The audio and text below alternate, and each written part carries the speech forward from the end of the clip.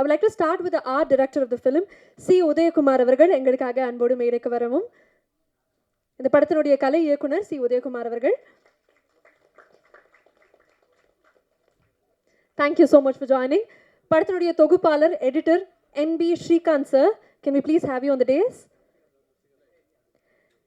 படத்தினுடைய DOP NS Udhayakumar sir. ரொம்ப அழகாக நமக்காக ஃப்ரேமிங்காக இருக்கட்டும், இன்ட்ரெஸ்டிங்காக இருந்தது, பார்க்கறதுக்கு ரொம்ப கலர்ஃபுல்லாக இருந்தது. ஒன்ஸ் அகேன் உதயகுமார் சாருக்கு வணக்கம் and very very warm welcome. Thank you so much for joining. படத்தினுடைய லிரிக் ரைட்டர்ஸ் மோகன் Raja sir and Arun Bharathi sir எங்களுக்காக மேடைக்கு வரணும். மக்களின் குரலாக எடுத்திருக்கக்கூடிய இந்த ஃப்ரீடம் படத்தினுடைய இயக்குனர் சத்யசிவா அவர்கள். Thank you for joining sir. கதாநாயகன், கதையின் நாயகன், நம்ம எல்லாருடைய ஃபேவரட் சசிகுமார் சார் எங்களுக்காக மேடைக்கு வரணும்.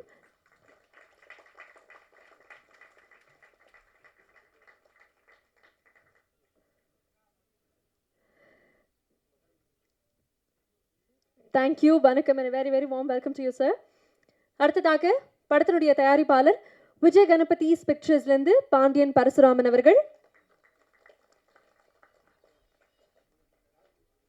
உங்களுக்கும் ஒரு பெரிய நன்றி. இன்னைக்கு இந்த படத்தினுடைய குழுங்கிறத தாண்டி நமக்காக 2 முக்கியமான கெஸ்ட் வந்திருக்காங்க.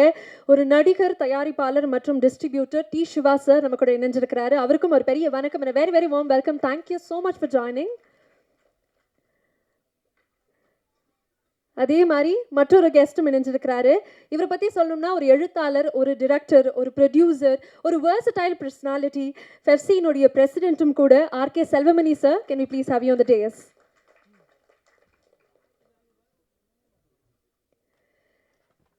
படத்தினுடைய ஒட்டுமொத்த குழுவும் இப்போ மேடைக்கு வந்துட்டாங்க. ஐ திங்க் இவங்களுக்காக நீங்கள் ஒரு பலத்த கரகோஷம் கொடுக்கலாம்னு நினைக்கிறேன். டீசர் ட்ரெய்லர் பார்க்கும்போது கண்டிப்பாக இது அவங்களுக்கு போய் சேரணும் இந்த விழாவினுடைய தொடக்கத்தில் நான் நினச்சேன். அதே மாதிரி டு ஸ்டார்ட் வித் உங்களை எல்லாருமே வெல்கம் பண்ணுறதுக்காக I would like to have the producer please எங்களுக்காக ஒரு 2 வார்த்தைகள். அனைவருக்கும் வணக்கம். உறுதிமொழி ஒன்று எடுத்துக்கிறேன். பாண்டியன் பரசுராமன் என்னும் நான், என்னுடைய நிறுவனம் விஜய் கணபதி பிக்சர்ஸ் தயாரிக்கும் ஒவ்வொரு படமும் என்னுடைய உயிரின் மேலான தமிழ்நாட்டு மக்களுக்கும் உலகத்தில் உள்ள அனைத்து மக்களுக்கும் மற்றும் அன்புள்ள பத்திரிகையாளர், தொலைக்காட்சி நிறுவனம், OTT channel, media, press, online media, offline media, திரையரங்க உரிமையாளர்கள், டிஸ்ட்ரிபியூட்டர், நான் எடுக்கும் ஒவ்வொரு படமும் அனைவருக்கும் பிடிக்கும்படி எடுத்து வெளியிடுவேன் என்று உறுதியளிக்கிறேன். நன்றி.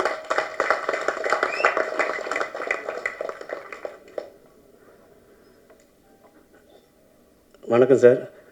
ஃப்ரீடம் படம் பண்ணியிருக்கேன் நான். ஃபஸ்ட்டு சிவா சார் டைரக்டர் கதை சொல்லும்போது பார்த்திங்கன்னா ரொம்ப நல்லா இருந்தது. அதுக்கப்புறம் சசி சார்கிட்ட ஷேர் பண்ணேன் இந்த ஸ்ரீலங்கன் படம் சார்னு சொல்லிட்டு. அதுக்கப்புறம் இது ரொம்ப இன்ட்ரெஸ்டிங்காக இருக்கும், இது யாருமே இது வரைக்கும் பண்ணதில்லை, ரொம்ப நல்லா வரும்னு சொல்லிட்டு சார் கான்ஃபிடென்ட் கொடுத்தாரு. அதன் பிறகு தான் நான் வந்துட்டு இது வந்து எனக்கு ஒரு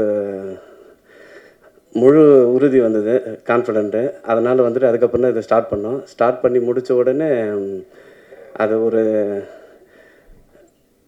அதுக்குண்டானது என்னென்ன பண்ணணுமோ, என்னென்ன ஒர்க்கு பண்ணணுமோ டைரக்டர் ஹீரோ சார் நிறைய இந்த படத்துக்காக ரொம்ப ஹார்ட் ஒர்க் பண்ணி என்னென்ன பார்த்து ஒவ்வொரு விஷயத்தையும் கூட வந்து நல்லபடியாக பண்ணி முடிச்சு கொடுத்தாரு.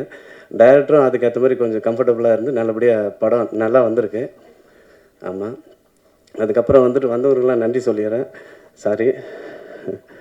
ஆர்ட் டைரக்டர் அவர்களுக்கு நன்றி, நம்ம உதயகுமார் அவர்களுக்கு, editor Srikanth, DOP NS Udayakumar, lyric writer மோகன் ராஜா சார் அண்ட் அருண் பாய் sir, trend music Jithesh, thank you உங்கள் மியூசிக்கில் கொலாப் பண்ணதுக்கு. அதுக்கப்புறம் மியூசிக் டைரக்டர் நீங்கள் வந்துட்டு தீரன், அதுக்கப்புறம் ராட்சசன், அதுக்கப்புறம் DNA கூட சொன்னாங்க, நல்ல RR பண்ணியிருக்காங்க. அதுக்கடுத்து இதில் இம்பார்ட்டன்ட் முழுக்க பெஸ்ட்டாக நல்லா பண்ணியிருக்காரு ஜிப்ரான் சார்.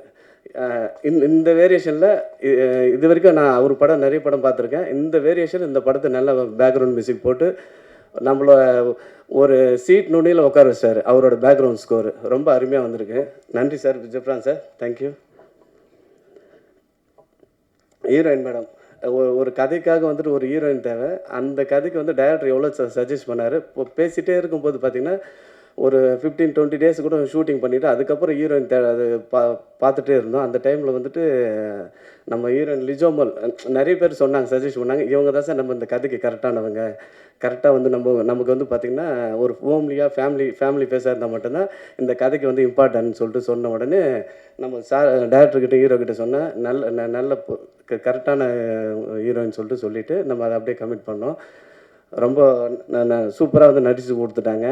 படத்தில் பார்த்திங்கன்னா அவங்களோட பர்ஃபார்மன்ஸ் பார்த்திங்கன்னா நம்மளை ரொம்ப வந்துட்டு லைக் பண்ண வச்சிடும். எப்படின்னா நம்ம ஜெய்பீமில் எப்படி பண்ணாங்க அதே போலயே இந்த படத்துலையும் ரொம்ப அல்டிமேட்டாக நல்லபடியாக பண்ணிட்டாங்க. ரொம்ப ரொம்ப நன்றி லிஜமல் மேம், தேங்க்யூ.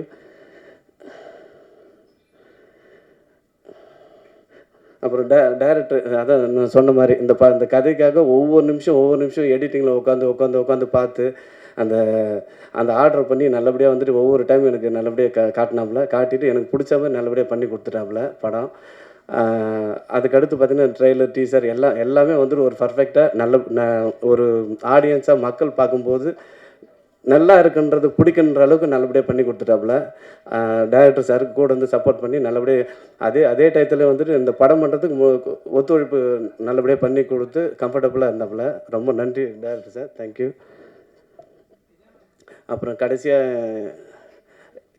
கடைசியாக என்னுடைய கடவுள், இது வரைக்கும் ஒரு மேனேஜராக இருந்து ஒர்க் பண்ணியிருந்தோம். எந்த ஒரு ஹீரோவும் இப்படி சப்போர்ட் பண்ண மாட்டாங்க.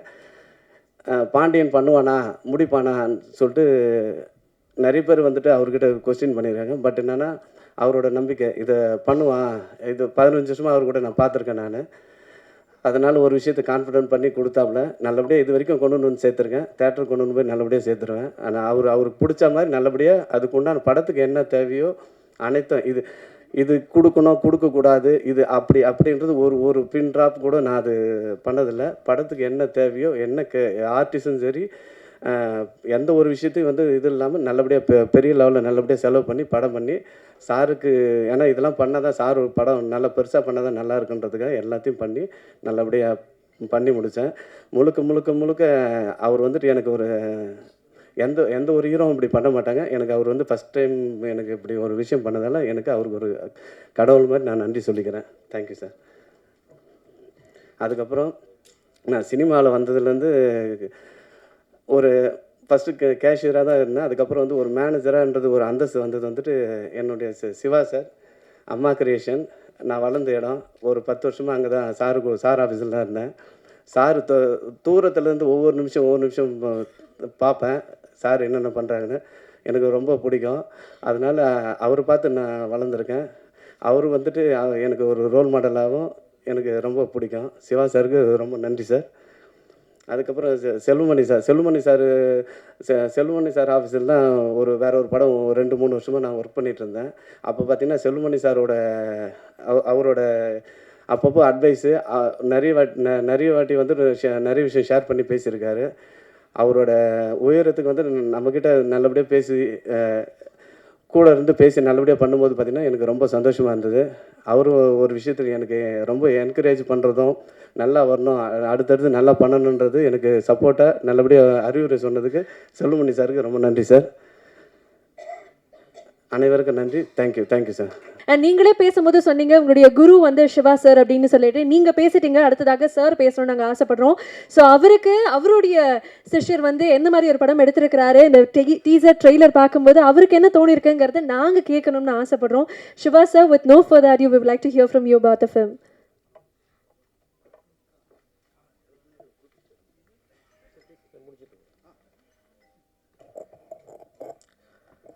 அனைவருக்கும் இனிய மாலை வணக்கம்.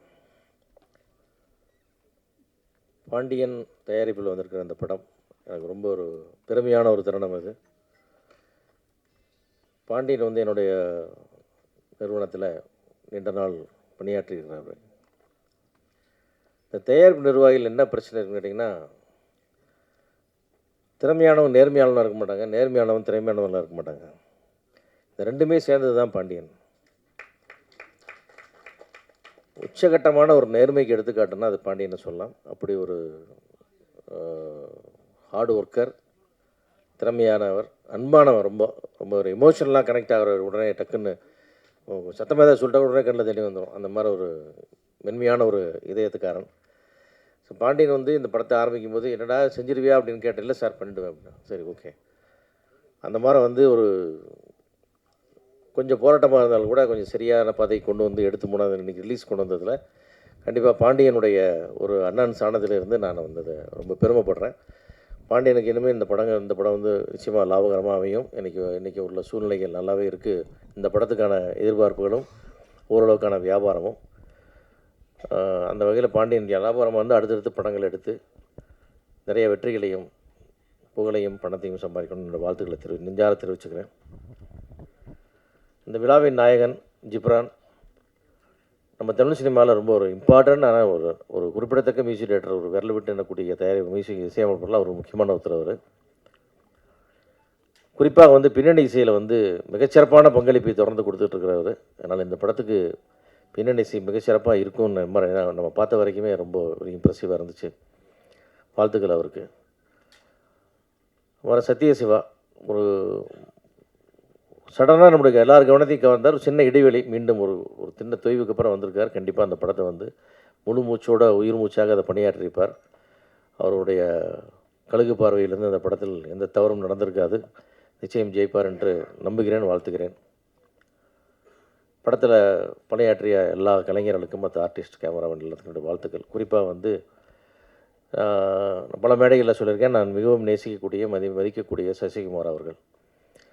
அவருடைய வெற்றியை வந்து எப்போவுமே நான் ரொம்ப பர்சனலாக பார்ப்பேன். அதை நான் கொஞ்சம் எல்லா படம் ரிலீஸ் ஆனால் நம்ம ஏப்பா அப்படின்னு கேட்டு விட்ருவோம். அவர் படம் ரிலீஸ் ஆனால் மட்டும் நான் காலையிலேருந்து ஏதோ நான் டிஸ்ட்ரிபியூட்டர் மாதிரி ப்ரொடியூசர் மாதிரி 4 தியேட்டருக்கு ஃபோன் பண்ணி என் ஃப்ரெண்ட்ஸ் எல்லாம் கேட்டுட்ருப்பேன். நைட்டு வரைக்கும் பிக்கப் ஆச்சா எப்படி இருக்குது, ரூரல் எப்படி இருக்குது, சிட்டி எப்படி இருக்குன்னு கேட்டிருப்பேன்.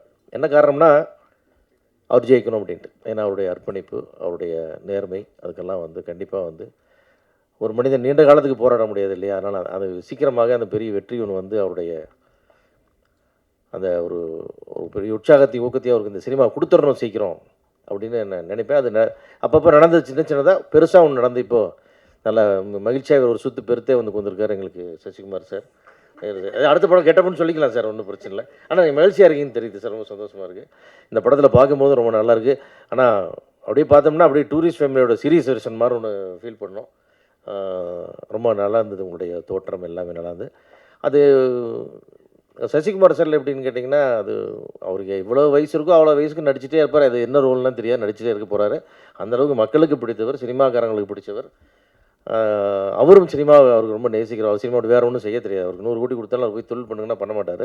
திருப்பி சினிமாவில் வந்து பெருசாக ஒன்று எடுப்பார். அந்த மாதிரி ஒரு சுபாவம் அவர். அதனால் அவருடைய வெற்றி வந்து நான் ரொம்ப பர்சனலாக நான் இப்போவே நான் டச் பண்ணுற மாதிரி பார்த்துக்குவேன். அவருடைய டூரிஸ்ட் மேலே வெற்றி அடையும் பொழுது ஒரு 2-3 தடவை திரையரங்களை பார்க்கும்போது ஒரு வாட்டி வந்து நான் வந்து எப்படி சொன்னால் அவரோட வெல்விஷராக அவரோட ரசிகராக தான் அந்த படத்தை நான் பார்த்தேன் ஒரு முறையும். அந்த படம் சினிமாவுக்கே ஒரு பெரிய ட்ரெண்ட் செட்டிங்காக வந்து அமைஞ்சிருக்கு. எல்லாத்துக்கும் ஒரு தளர்ந்து போன சினிமாவுக்கு ஒரு பெரிய உற்சாகத்தை தூக்கி கொடுத்துருக்கு. அந்த மாதிரி வந்து அதை தொடர்ந்து ஃப்ரீடம் அதே வரிசையில் வந்து இன்னொரு வெற்றியும் கொடுத்து இன்னும் மேலும் மொத்தப்பதிவு நிறைய உற்சாகங்களை கொடுத்து வெற்றி கொடுத்து லாபத்தை கொடுத்து ஒரு தமிழ் சினிமாவுக்கு இன்னொரு பெரிய ஒரு பூஸ்டிங் ஃபில்மாக இருக்கணும் அப்படின்னு நான் நம்புகிறேன். அது மாதிரி இருக்கணும்னு என்னுடைய வாழ்த்துக்களை தெரிவிச்சுக்கிறேன். மற்ற அமைப்பாளர் அனைவருக்கும் என்னுடைய நன்றி. அது அவசரம் என்னுடைய செயற்குழு கூட்டத்துக்கு போயிட்டுருக்கிறதால இதோட இந்த இடத்துல உங்களோட மன்னிப்பு கேட்டுக்கொண்டு விடைபெற்றுக் கொள்கிறேன். நன்றி, வணக்கம். படத்தில் ஃபஸ்ட்டு வந்து பாண்டியன் சார் தான் தேங்க்ஸ் சொல்லணும். அதேமாதிரி டேரக்டர் கழுகு படத்துலேயும் ரொம்ப இம்ப்ரெஸ் தான் வருது. அவர் அவ்வளோ சீக்கிரம் லைட் பண்ணாலும் அவர் வந்து லைட்லாம் எல்லாத்தையுமே ஃபுல்லாக கான்ட்ராஸ்ட்டாக வேணுன்றதுல ரொம்ப ஆட முடிச்சு மேக்கிங்கில் ரொம்ப ஸ்ட்ராங்காகவே இருந்தோம். அதுக்கப்புறம் ஆர்ட் டைரக்டர் ரொம்ப ஒரு செட்டு ஒன்று பிளான் பண்ணியிருந்தோம். அது வந்து எப்படின்னா ஈவிப்பில் கிரவுண்ட் லெவலில் ஒரு 8 அடி ஃபீட்டு ஆழம் தோண்டி அதில் தான் செட்டு பிளான் பண்ணியிருந்தோம். அது அந்த ஈவிபியை டென்ஷன் ஆகிற அளவுக்கு கிட்டத்தட்ட ஒரு 100 ஃபீட்டுக்கு 8 ஃபீட்டில் ஃபுல் லைனாக ரொம்பவே பள்ளம் தோண்டி அதில் சசிகுமார் சார் ரொம்பவே ஹார்ட் ஒர்க் பண்ணார். அதில் முட்டி போட்டுனே ரொம்ப வேகமாகவும் போனோம். அந்த மேக்கிங்லாம் ரொம்ப ஸ்ட்ராங்காக நல்லா இருந்தது. அது Ghibran sir it's very impress, my favourite music director. அவர் தான் அடுத்த படம் அந்த அடுத்த லெவலுக்கு போயிருக்கு. தேங்க்யூ பாண்டியன் சாருக்கு ரொம்ப தேங்க் பண்ணுறேன். தேங்க்யூ. இந்த படம் வந்து ஆக்சுவலி ரொம்ப லாங் முன்னாடியே நாங்கள் பேசி ஆரம்பித்து படம் ஷூட்டில் இருக்கும்போதே நாங்கள் சைன் பண்ணோம் ட்ரெண்ட் மியூசிக். அதுக்கு காரணமாக இருந்தால் முன்னாடி சங்கர் இங்கே இருக்காருன்னு நினைக்கிறேன். அவருக்கு ஒரு நன்றி. ஏன்னா அவர் தான் எனக்கு ப்ரொடியூசர் அண்ட் டைரக்டர் சாரை ரெஃபர் பண்ணார். அண்ட் முக்கியமாக ப்ரொடியூசர் சார் ரொம்ப தேங்க்யூ. ஏன்னா அவர் ரொம்ப கஷ்டப்பட்டு அவர் ரொம்ப வருஷம் ஹார்ட் ஒர்க் பண்ணி இந்த படத்தை ஒரு ப்ரொடியூசராக நின்று எவ்வளோ ஹார்ட் ஒர்க் பண்ணி கொண்டு வந்திருக்காருன்னு தெரியும். ஸோ நீங்களாம் தான் அந்த படத்துக்கு கண்டிப்பாக சப்போர்ட் பண்ணணும். நல்லதாக பார்த்து எழுதுங்க. நீங்கள் எழுதுறதுல தான் ஆடியன்ஸ் உள்ளே வராங்க. அண்ட் முக்கியமாக என்னோட ஃபேவரட் மியூசிக் டைரக்டர் கூட நான் ஒரு பிஸ்னஸ் பண்ணுறேன்றதில் ரொம்ப வெரி ஹாப்பி. அண்ட் அவர் நீங்கள் இப்போ பார்த்ததில் வந்து 2 சாங் பார்த்துருப்பீங்க. அது மட்டும் இல்லாமல் ஒரு 3 சாங் இன்னும் இருக்குது. அது இன்னைக்கு ஈவினிங் லான்ச் முடிச்சதுக்கப்புறம் உங்களுக்கு ட்ரெண்ட் மியூசிக் சேனலில் லைவ் ஆகும். அண்ட் வெற்றி படங்களாக கொடுத்துட்ருக்க சசிகுமார் சாருக்கு மீண்டும் வாழ்த்துக்கள் அண்ட் நன்றி. அண்ட் கேரளா இண்டஸ்ட்ரியிலேருந்து லிஜமோல் மேம், அவங்க அங்கே நிறைய வெற்றி படங்கள் கொடுத்து இப்போ தமிழுக்கு வந்து நிறைய வெற்றி படங்கள் கொடுத்துட்ருக்க மேம்க்கும் நன்றி. அண்ட் ஆல்சோ சத்யசிவா சார், அவர் வந்து இந்த படத்துக்கு நிறைய ப்ரொமோஷன்ஸ்லேருந்து எனக்கு சின்ன சின்ன ஐடியாஸ்லேருந்து எங்களுக்கு எப்படி கொண்டு போகணும் எல்லாமே அவர் தான் ஆரம்பத்துலேருந்து நிறைய சப்போர்ட்ஸ் பண்ணிகிட்ருக்காரு. அண்ட் முக்கியமாக ராகவன் பிரதர், விஜய் ராகவன் பிரதர், ரொம்ப நன்றி. ஏன்னா சொல்லணும், ப்ரொடியூசர் டீம் எல்லாமே ரொம்ப பிஸியாக இருக்கும்போது எங்களுக்கு எல்லா டெலிவரபிள்ஸ்லேருந்து டே அண்ட் நைட் ரொம்ப ஹெல்ப் பண்ண ராகவன் பிரதருக்கு ரொம்ப நன்றி.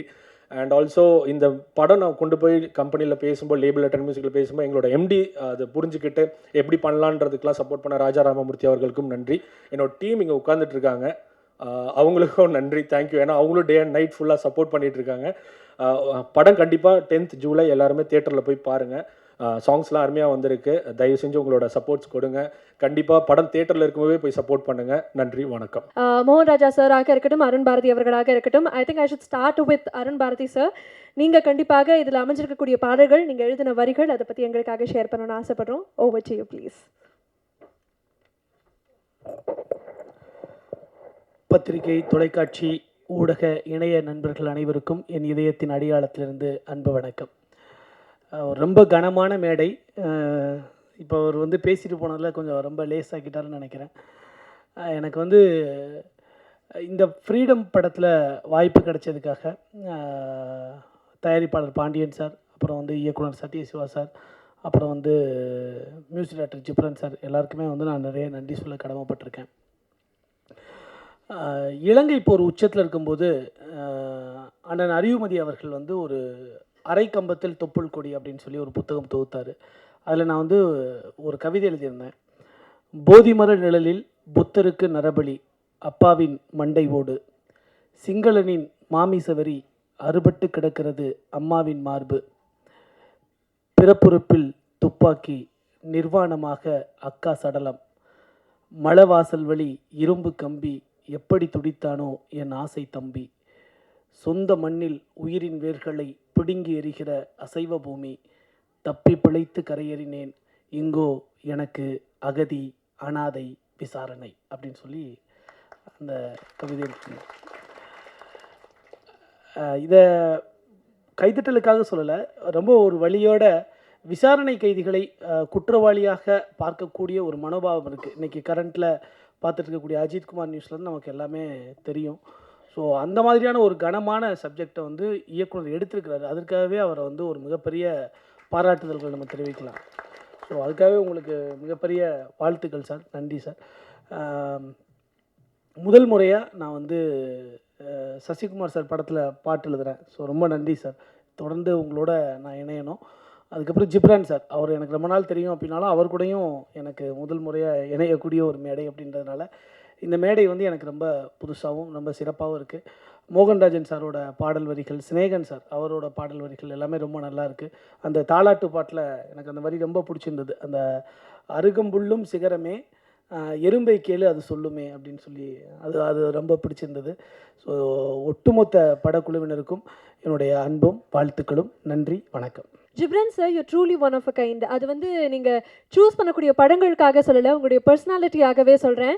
எப்பயுமே எனக்கு உங்களை பார்க்கும்போது ஒரு ஃபீனிக்ஸ் பறவை அப்படின்னு தான் தோணும். எந்த ஒரு கூண்டுலையுமே உங்களை அடக்கவே முடியாது. உங்களுடைய டிஸ்கோகிராஃபியும் அப்படி தான் அமைஞ்சிருக்குன்னு நினைக்கிறேன். அந்த வரிசையில் ஃப்ரீடம் இந்த படத்தில் என்ன ஒரு மேஜிக் கிரியேட் பண்ண இருக்கீங்க அப்படின்னு பார்க்குறதுக்கு ரொம்பவே ஆர்வமாக இருக்குது. அதனுடைய கிளிம்ஸ் தான் நாங்கள் 2 பாடல்கள் பார்த்தோம்னு நினைக்கிறேன். இந்த படத்தில் ஒர்க் பண்ண அந்த அனுபவத்தை பற்றி நீங்களே ஷேர் பண்ணணும்னு ஆசைப்படுறோம், ப்ளீஸ்.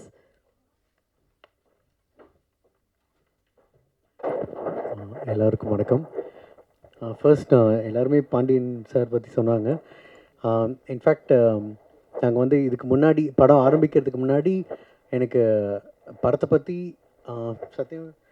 சிவா வந்து ஒரு லைன் சொல்லியிருந்தார். பட் ஆனால் சிவா அவர் சொன்னதை விட ரொம்ப எக்ஸைட்டிங்காக எனக்கு இந்த ஸ்கிரிப்ட் லைனை வந்து பாண்டியன் அவர் தான் நரேட் பண்ணார். ஸோ அந்த மாதிரி ஒரு ப்ரொடியூசர் வந்து ஒவ்வொரு ஸ்டேஜ்லேயும் கிட்டத்தட்ட ஒரு கோ டைரக்டர் மாதிரி கூடவே ட்ராவல் பண்ணி லிரிக்ஸ் செலெக்ஷன்லேருந்து சிங்கர்ஸில் இருந்து இன்னும் அது அந்த ஒரு இன்புட் வந்து எங்களுக்கு ரொம்ப ஹெல்ப் பண்ணுச்சு. அண்ட் இன்ஃபேக்ட் ஒரு எப்போவுமே பர்செப்ஷன் பார்த்திங்கன்னா அவர் கிரியேஷன் சைட்லேருந்து இருக்காது, ஆடியன்ஸ் பெர்ஸ்பெக்டிவ்லேருந்தே இருக்கும். ஸோ அதனால் ஒரு லிரிக் கொடுக்கும்பொழுதே சார் இது இது எனக்கு புரியுது, இது நல்லாயிருக்கு அங்கே ஆரம்பித்து அப்படியே உள்ளே வருவார். ஸோ தட் ஹெல்ப் பண்ணுச்சு. அண்ட் அவர் மனநிலை எப்படி இருக்குன்னு உண்மையிலேயே எனக்கு இப்போ எனக்கு அண்டர்ஸ்டாண்ட் பண்ண முடியுது. கண்டிப்பாக இப்போ ஒவ்வொரு படம் முடியும் பொழுதும் அந்த வெள்ளிக்கிழமை அது ரிலீஸ் ஆகும்போது கொஞ்சம் ஒரு நம்ம மைண்ட் செட் வச்சே நமக்கு தெரிஞ்சிடலாம், ஓகே இந்த படத்து மேலே நம்ம எவ்வளோ கான்ஃபிடென்ஸ் வச்சுருக்கோம், ஓகே ஓடுமா ஓடாதா அப்படிங்கிறது. பட் ஆனால் இப்போது நெக்ஸ்ட் வீக் ரிலீஸ் ஆகுது, கொஞ்சம் ரிலாக்ஸ்டாக இருக்கேன். ஓகே ஏன்னா அப்படின்னா ஓகே தட் மீன்ஸ் படம் நல்லா வந்திருக்கு. And thank you sir. அண்ட் சத்யம் சிவா அவர் கூட பேக் டு பேக் நாங்கள் ஒர்க் பண்ணுறோம். பட் இவன் ஆண்டனி சொன்ன ஃபேஸ் நான் பார்த்ததே கிடையாது. ஏன்னா என்கிட்ட எப்போவுமே ரொம்ப சாஃப்டாக பேசுவார். பட் ஆனால் என்னோடய இன்ஜினியர் பார்த்துருக்காங்க. ஸோ வெஸ்லி சொல்லுவார், சார் ஐயோ பயங்கர டெரர், அப்படியா இல்லை நான் பார்த்ததே இல்லாமல். பட் ஆனால் இதே அவர் சொன்னது, அவருக்கு வேலை வாங்குறது வந்து அது அவருக்கு ரொம்ப ஸ்மூத்தாக வரும். அவருக்கு என்ன தேவையோ அது அவ்வளோ அழகாக தெளிவாக கன்வே பண்ணுவார். பட் இந்த படம் வந்து ஒரு காம்ப்ளெக்ஸ் என்ன சொல்கிற ஒரு ஹெவியான ஒரு சப்ஜெக்டை ஹேண்டில் பண்ணுது. அது நினச்சிருந்தா கொஞ்சம் அப்படியே ஒரு கான்ட்ரவர்ஷியல் ஜோனுக்குள்ளேயும் போயிருக்கலாம். பட் அதை ரொம்ப அழகாக ஹேண்டில் பண்ணி இன்னும் லாஸ்ட் வரைக்கும் ஒரு த்ரில்லராக அதை எடுத்திருக்காரு. அண்ட் ரொம்ப நல்லா வந்திருக்கு. And Sasi sir thanks lot sir, back to back work பண்ணுற அந்த சான்ஸ் கிடச்சதுக்கு. And I don't know, love you sir. So and எல்லாருமே ஆர்டிஸ்ட் எல்லாருமே ரொம்ப நல்லா பண்ணியிருக்காங்க. அண்ட் சின்ன சின்ன கேரக்டர்ஸ் ஒரு இன்னும் ஒரு தாத்தா கேரக்டர் ஆகட்டும், இங்கே பேசின எல்லோரும், அண்ட் அஃப்கோர்ஸ் நம்ம ஹீரோயின்லேருந்து எல்லாருமே, ஏன்னா அவங்களுக்கு ஏன்னா இந்த படம் வந்து கேரக்டர் ட்ரிவனாக இருக்கும். ஒரு கேரக்டர் மேலே மட்டும் ட்ராவல் பண்ணாமல் எல்லாம் ஒரு மல்டிபிள் கேரக்டர்ஸ் இருப்பாங்க. அந்த இடத்துல இருக்கிற அத்தனை பேரோட இமோஷன்ஸும் ஒரு சின்ன சின்ன பார்ட் ஸ்டோரியை மூவ் பண்ணிக்கிட்டே இருக்கும். அதனால் everyone has done a great job. And technician, editing and cinematography, I have to tell, சில இடத்துலலாம் எப்படி நீங்கள் கேமரா வச்சிங்க லைட்டிங் வச்சிங்கன்னு எனக்கு புரியல. Because it's a big challenge. நல்லா பண்ணியிருக்கீங்க. And lyrics writers thank you. எங்கள் team I am really happy இந்த இடத்துல சாங்ஸ் எப்படி வந்திருக்குன்னு. அண்ட் ஸ்னேகன் சார் இல்லை, அவர் சார்பாகவும் ஐம் தேங்கிங் ஹிம். அண்ட் கண்டிப்பாக தேட்டர் போய் பாருங்கள். Hope you like it. Thank you.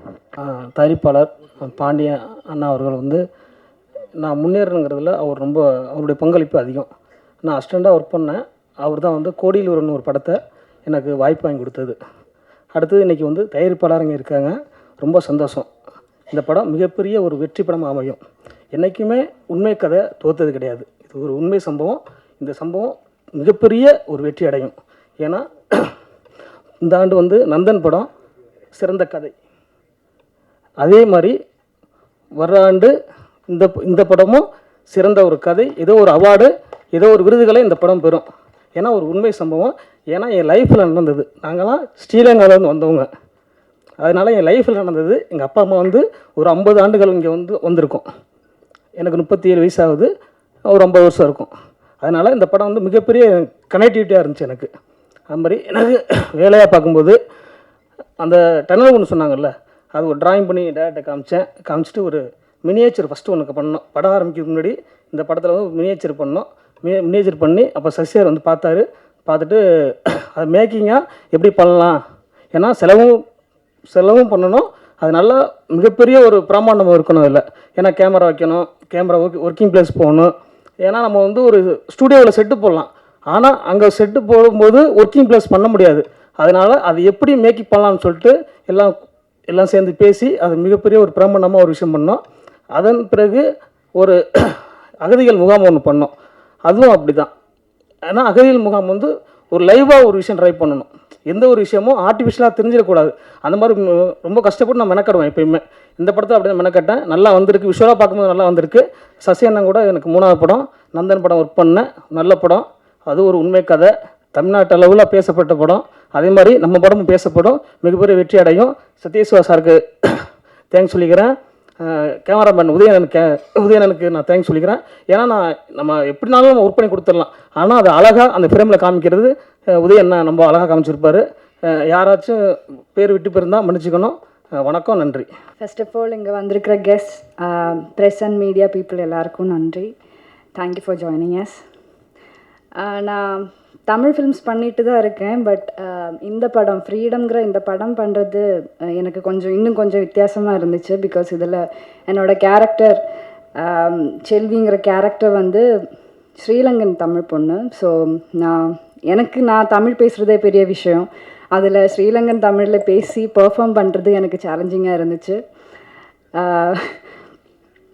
அது இல்லாமல் நம்ம டிரெக்டர் வந்து ஷார்ட் அப்போ ஸ்போர்ட்லேயே வந்து டயலாக்ஸில் கரெக்ஷன்ஸ் கொடுத்துட்டே இருப்பார். ஸோ அது எனக்கு இன்னும் சேலஞ்சிங்காக இருந்துச்சு.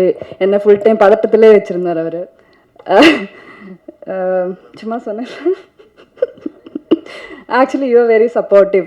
ஏன்னா நம்ம ஷூட் டைமில் நிறைய விஷயங்கள் நடந்திருக்கு, உங்களுக்கும் தெரியும். அந்த டைமில் எல்லாம் நீங்கள் எனக்கு ரொம்ப சப்போர்ட்டிவாக தான் இருந்தீங்க. Thank you so much. Thank you so much for believing in me. அப்புறம் Sasikumar sir, thank you for being a wonderful co-actor sir. ஒரு வண்டர்ஃபுல் கோ-ஆக்டர் மட்டும் இல்லை, அவர் ஒரு வண்டர்ஃபுல் ஹியூமன் பீயிங் கூட. பிகாஸ் எனக்கு நம்ம மூணார் ஷூட் பிளான் பண்ணப்போ ஒரு 3 days ஷூட், ஒரு சாங் சீக்வன்ஸ் அங்கே பிளான் பண்ணியிருந்தோம். ஸோ ஃபுல் டீம் மூணாரில் வந்து ஷூட்டுக்கு ரெடியாக இருந்தோம். அண்ட் ஷூட் அன்னைக்கு காலையில் நான் எந்திரிச்சு பார்த்தா எனக்கு மீசில்ஸ் வந்துருச்சு.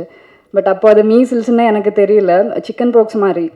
ஸோ அதோட ஒரு லைட்டர் வெர்ஷன். ஸோ நீங்கள் இன்றைக்கி சாங் பார்க்கும்போது உங்களுக்கு தெரிஞ்சிருக்கும், அந்த ஒரு மேரேஜ் சீக்வன்ஸில் என்னோடய ஃபேஸில் ஃபுல்லாக அந்த சிக்கன் பாக்ஸ் மாதிரி மார்க்ஸ் இருக்கும்.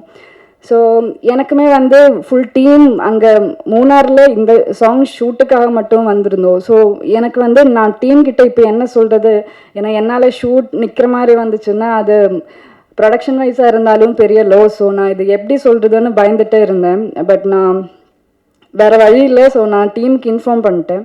ஸோ அப்போ அவங்களுக்குமே வந்து கன்ஃபியூஷன் இருந்துச்சு, என்ன பண்ணுறது.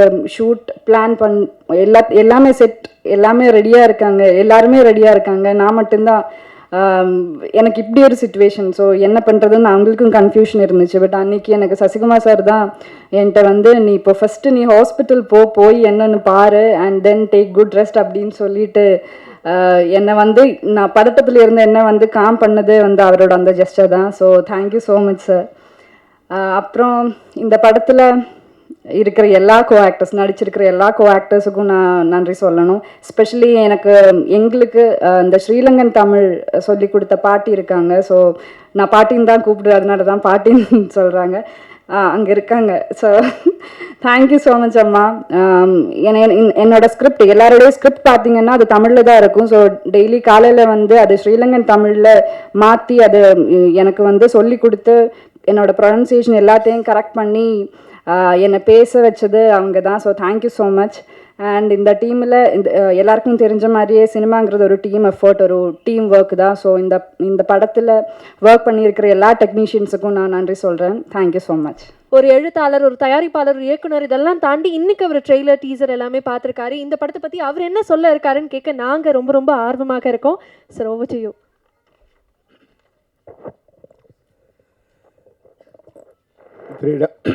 ஃப்ரீடம் திரைப்படத்திற்கு இசை வெளியீட்டு விழாவுக்கு வருகை தந்துள்ள நண்பர்கள் அனைவருக்கும் என்னுடைய வணக்கம். உண்மையாகவே இந்த ட்ரெய்லர் பார்க்கும்போது ஒரு ஃப்ரெஷ்ஷாக ஒரு படத்தை பார்க்குற மாதிரி இருந்தது. ரொம்ப நாளுக்கு அப்புறம் ஒரு உண்மை சம்பவத்தின் அடிப்படையில் இந்த கதையை பார்க்கும்போது தமிழ் சினிமாவுக்கு ஒரு புதிய வரவாக தான் அந்த திரைப்படம் எனக்கு தெரிஞ்சுது. இந்த திரைப்படத்தோட தயாரிப்பாளர் எனக்கு வந்து மிக நெருங்கிய நண்பர். என்னோடய வீட்டில் ஒரு ஆஃபீஸ் வாடகை இருக்கும்போது அதனுடைய படத்தோட தயாரிப்பு நிர்வாகியாக இருந்தார்.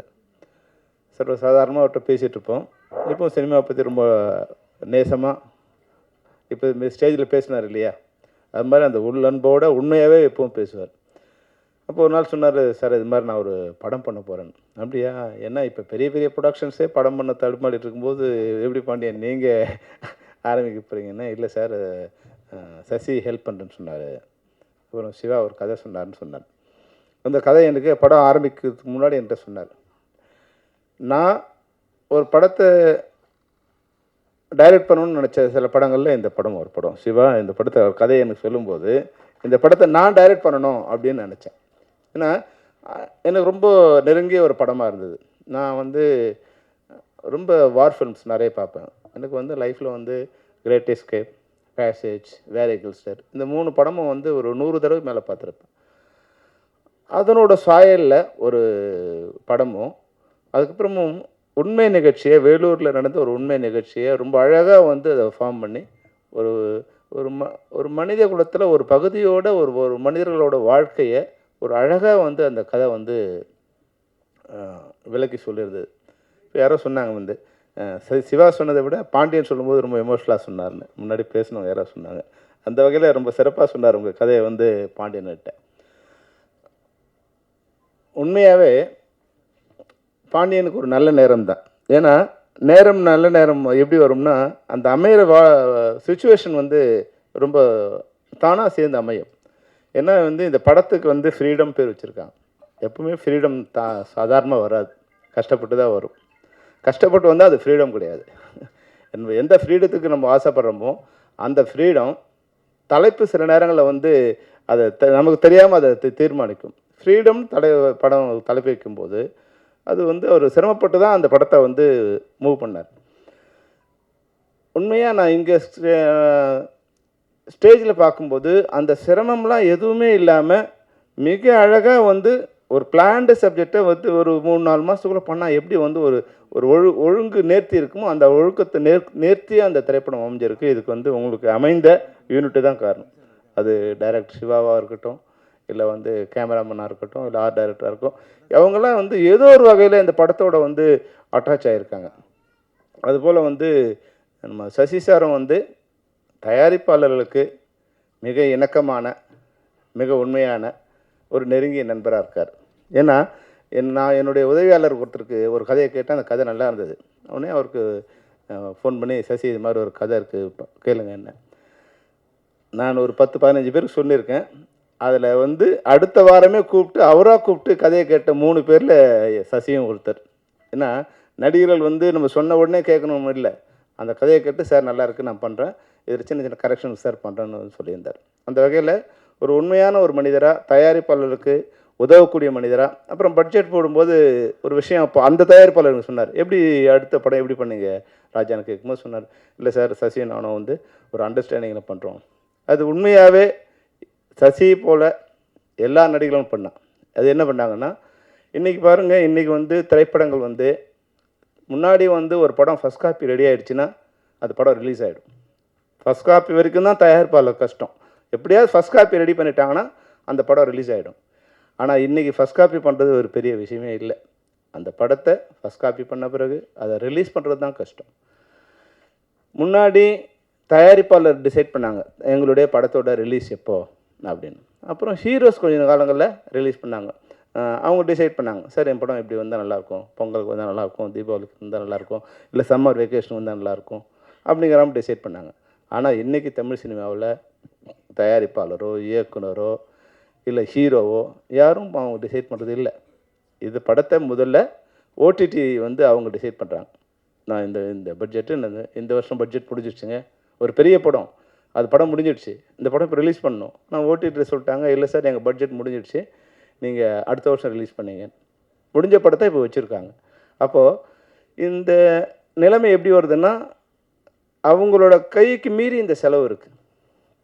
100 கோடி 200 கோடி 300 கோடி வரும்போது தயாரிப்பாளர்களால் அந்த இது வந்து ரிலீஸ் பண்ண முடியல. அப்போ வந்து ஓடிடியோ சேட்டிலைட்டோ இல்லை டிஜிட்டல் ரைட்ஸோ இந்த வியாபாரிங்க இந்த படத்தை வந்து ரிலீஸ் பண்ணுறது அவங்க டிசைட் பண்ணுறாங்க. அதுபோல் இல்லாமல் சசி மாதிரியே எல்லா இயக்குனரும் எல்லா நடிகர்களும் அந்த ஷேர் பண்ணி அவங்களோட தமிழ் திரைப்படங்களுக்கு நீங்கள் படம் பண்ணுங்கள், தமிழ் திரையரங்குகளுக்கு நீங்கள் படம் பண்ணுங்கள். ஏன்னா திரையரங்குகள் தான் சினிமாவோட தாய். திரையரங்கத்தில் படம் ரிலீஸ் பண்ணால் தான் அது சினிமா மாதிரி தெரியும். என்ன பெரிய நீங்கள் வெப் சீரிஸ் பண்ணாலும் டைரெக்டாக ஓடிடியில் பண்ணும்போது அது ஒரு பெரிய வேல்யூ வராது. ஆனால் திரையரங்கில் படம் பார்க்கும்போது அந்த டைரக்டருக்கும் ஒரு பெரிய வேல்யூ கிடைக்கும், ஹீரோவுக்கும் ஒரு பெரிய மாஸ் கிடைக்கும். இப்போ ஜெய்பீம் படம்லாம் வந்து ஒருவேளை திரையரங்கில் ரிலீஸ் பண்ணியிருந்தா அதனோட ரீச் சார்பட்டா பரம்பரையெல்லாம் திரையரங்கில் ரிலீஸ் பண்ணியிருந்தா அதனுடைய வேல்யூ வந்து மிக பிரம்மாண்டமாக இருந்திருக்கும். அதனால் முதல்ல வந்து என்னோடய வேண்டுகோள் என்னென்னா, இது போன்ற பெரிய பட்ஜெட்டில் பண்ணுறவங்க நீங்கள் உங்களோட சம்பளத்தை எல்லாம் ஓடிடியும் சேட்டலைட்டும் அது மாதிரி லாபத்தில் வச்சுக்கிட்டு தமிழ் திரையரங்கில் தமிழ்நாட்டில் இருக்க திரையரங்கில் அதில் என்ன சேலபிள் இருக்கோ அந்த சேலபிளுக்கு ஒரு படம் பண்ணிங்கன்னா ரிலீஸ் டேட்டை நீங்களே ஃபிக்ஸ் பண்ணிக்கலாம். அப்போ உங்கள் பின்னாடி ஓடிடியும் சேட்டலைட் வருவாங்க. ஆனால் இன்றைக்கி எவ்வளோ பெரிய இயக்குனராக இருந்தாலும் என்ன பெரிய உச்ச நட்சத்திரமாக இருந்தாலும் அவங்கெல்லாம் ஓடிடி என்னைக்கு டிசைட் பண்ண சொல்கிறாங்களோ அன்றைக்கி தான் ரிலீஸ் பண்ண வேண்டிய ஒரு கஷ்டமான ஒரு துர்பாக்கியமான நிலைமை இருக்குது. அது மாதிரி இல்லாமல் சசி மாதிரியே எல்லாருமே வந்து அந்த முறையை ஃபாலோ பண்ணாங்கன்னா இனிமேல் வந்து தமிழ் படங்களுக்கு வந்து வேல்யூ இருக்கும், ஒரு மரியாதை இருக்கும், நம்ம படத்தை நம்மளே ரிலீஸ் பண்ணலாம். இன்றைக்கி இந்த படம் பார்க்கும்போது நான் ஸ்க்ரீனில் பார்க்கும்போது உண்மையாகவே ஒரு கஷ்டப்பட்ட ஒரு சமூகம், ஒரு மனித குலத்தில் ஒரு சமூகம் எப்படி தன்னுடைய சுதந்திரத்துக்காக எப்படி போராடுது, அது சுதந்திரம் சொந்த நாட்டில் எப்படி மறுக்கப்படுது, நட்பாக வந்த நாட்டில் எப்படி மறுக்கப்படுது. இப்போ நான் வந்து லாஸ்ட் இயர் வந்து ஜனவரி மாதம் வந்து யாழ்ப்பாணம் போயிருந்தேன். போகும்போது அங்கே எல்லாமே இருக்கிற ஒரு 1000 கிலோமீட்டருக்கு நாங்கள் வந்து ஒரு வாரம் வந்து எல்லா இடத்தையும் சுற்றி அங்கே ட்ராவல் பண்ணோம். போகும்போது இந்த முள்ளிவாய்க்காலில் போய் நாங்கள் வந்து ஒரு 2 ஹவர்ஸ் அங்கே அப்படியே நின்றுட்டே இருந்தேன். என்னை கூப்பிட்டு வந்த நண்பருக்கு ஏன் நான் அங்கே நிற்கிறேன்னு தெரியல. ஆனால் நான் அங்கே கண்ணை மூடி பார்க்கும்போது அந்த மரண ஓலமும் என் கூடவே வந்து ஒரு 1.5 லட்சம் பேர் அப்படியே ட்ராவல் பண்ணுற மாதிரி அந்த முள்ளிவாய்க்கால் அந்த கடற்கரையிலையும் அந்த கால்வாய்க்கள்லையும் அந்த பனங்கால்கள்லையும் வந்து ஒரு 1.5 லட்சம் பேரோட மரண ஓலம் அப்படி கேட்டுகிட்டே இருக்குது. கண்ணை மூடுனா அந்த கண்ணில் நினைவில் வரா மாதிரியே இருக்கும். அப்போது ஒரு மனித குலத்தில் ஒரு மிகப்பெரிய கொடூரம் நடந்து இன்றைக்கி வந்து நான் போகும்போது ஒரு 15 வருஷம் ஆயிருக்கும். 2024 போனால் 2009 நடந்த விஷயம். ஒரு 15 வருஷத்துக்கு அப்புறம் மரண அமைதி அப்படியே அங்கே இருக்குது. ஆனால் அந்த மரண ஓலம் கேட்டுகிட்டே இருக்குது. அதுக்கான நியாயம் இன்னை வரைக்கும் வந்து எந்த புத்தகத்துலேயும் கிடைக்கல. அங்கேருந்து அங்கேயும் வாழ முடியல. அங்கேருந்து வந்த தொப்புள் கொடி ஒருவனும் வாயில் சொல்லிக்கிறோம், பேப்பரில் எழுதுகிறோம், மேடையில் பேசுகிறோம். ஆனால் அங்கேருந்து வர்றவங்களுக்கு என்ன மாதிரியான இங்கே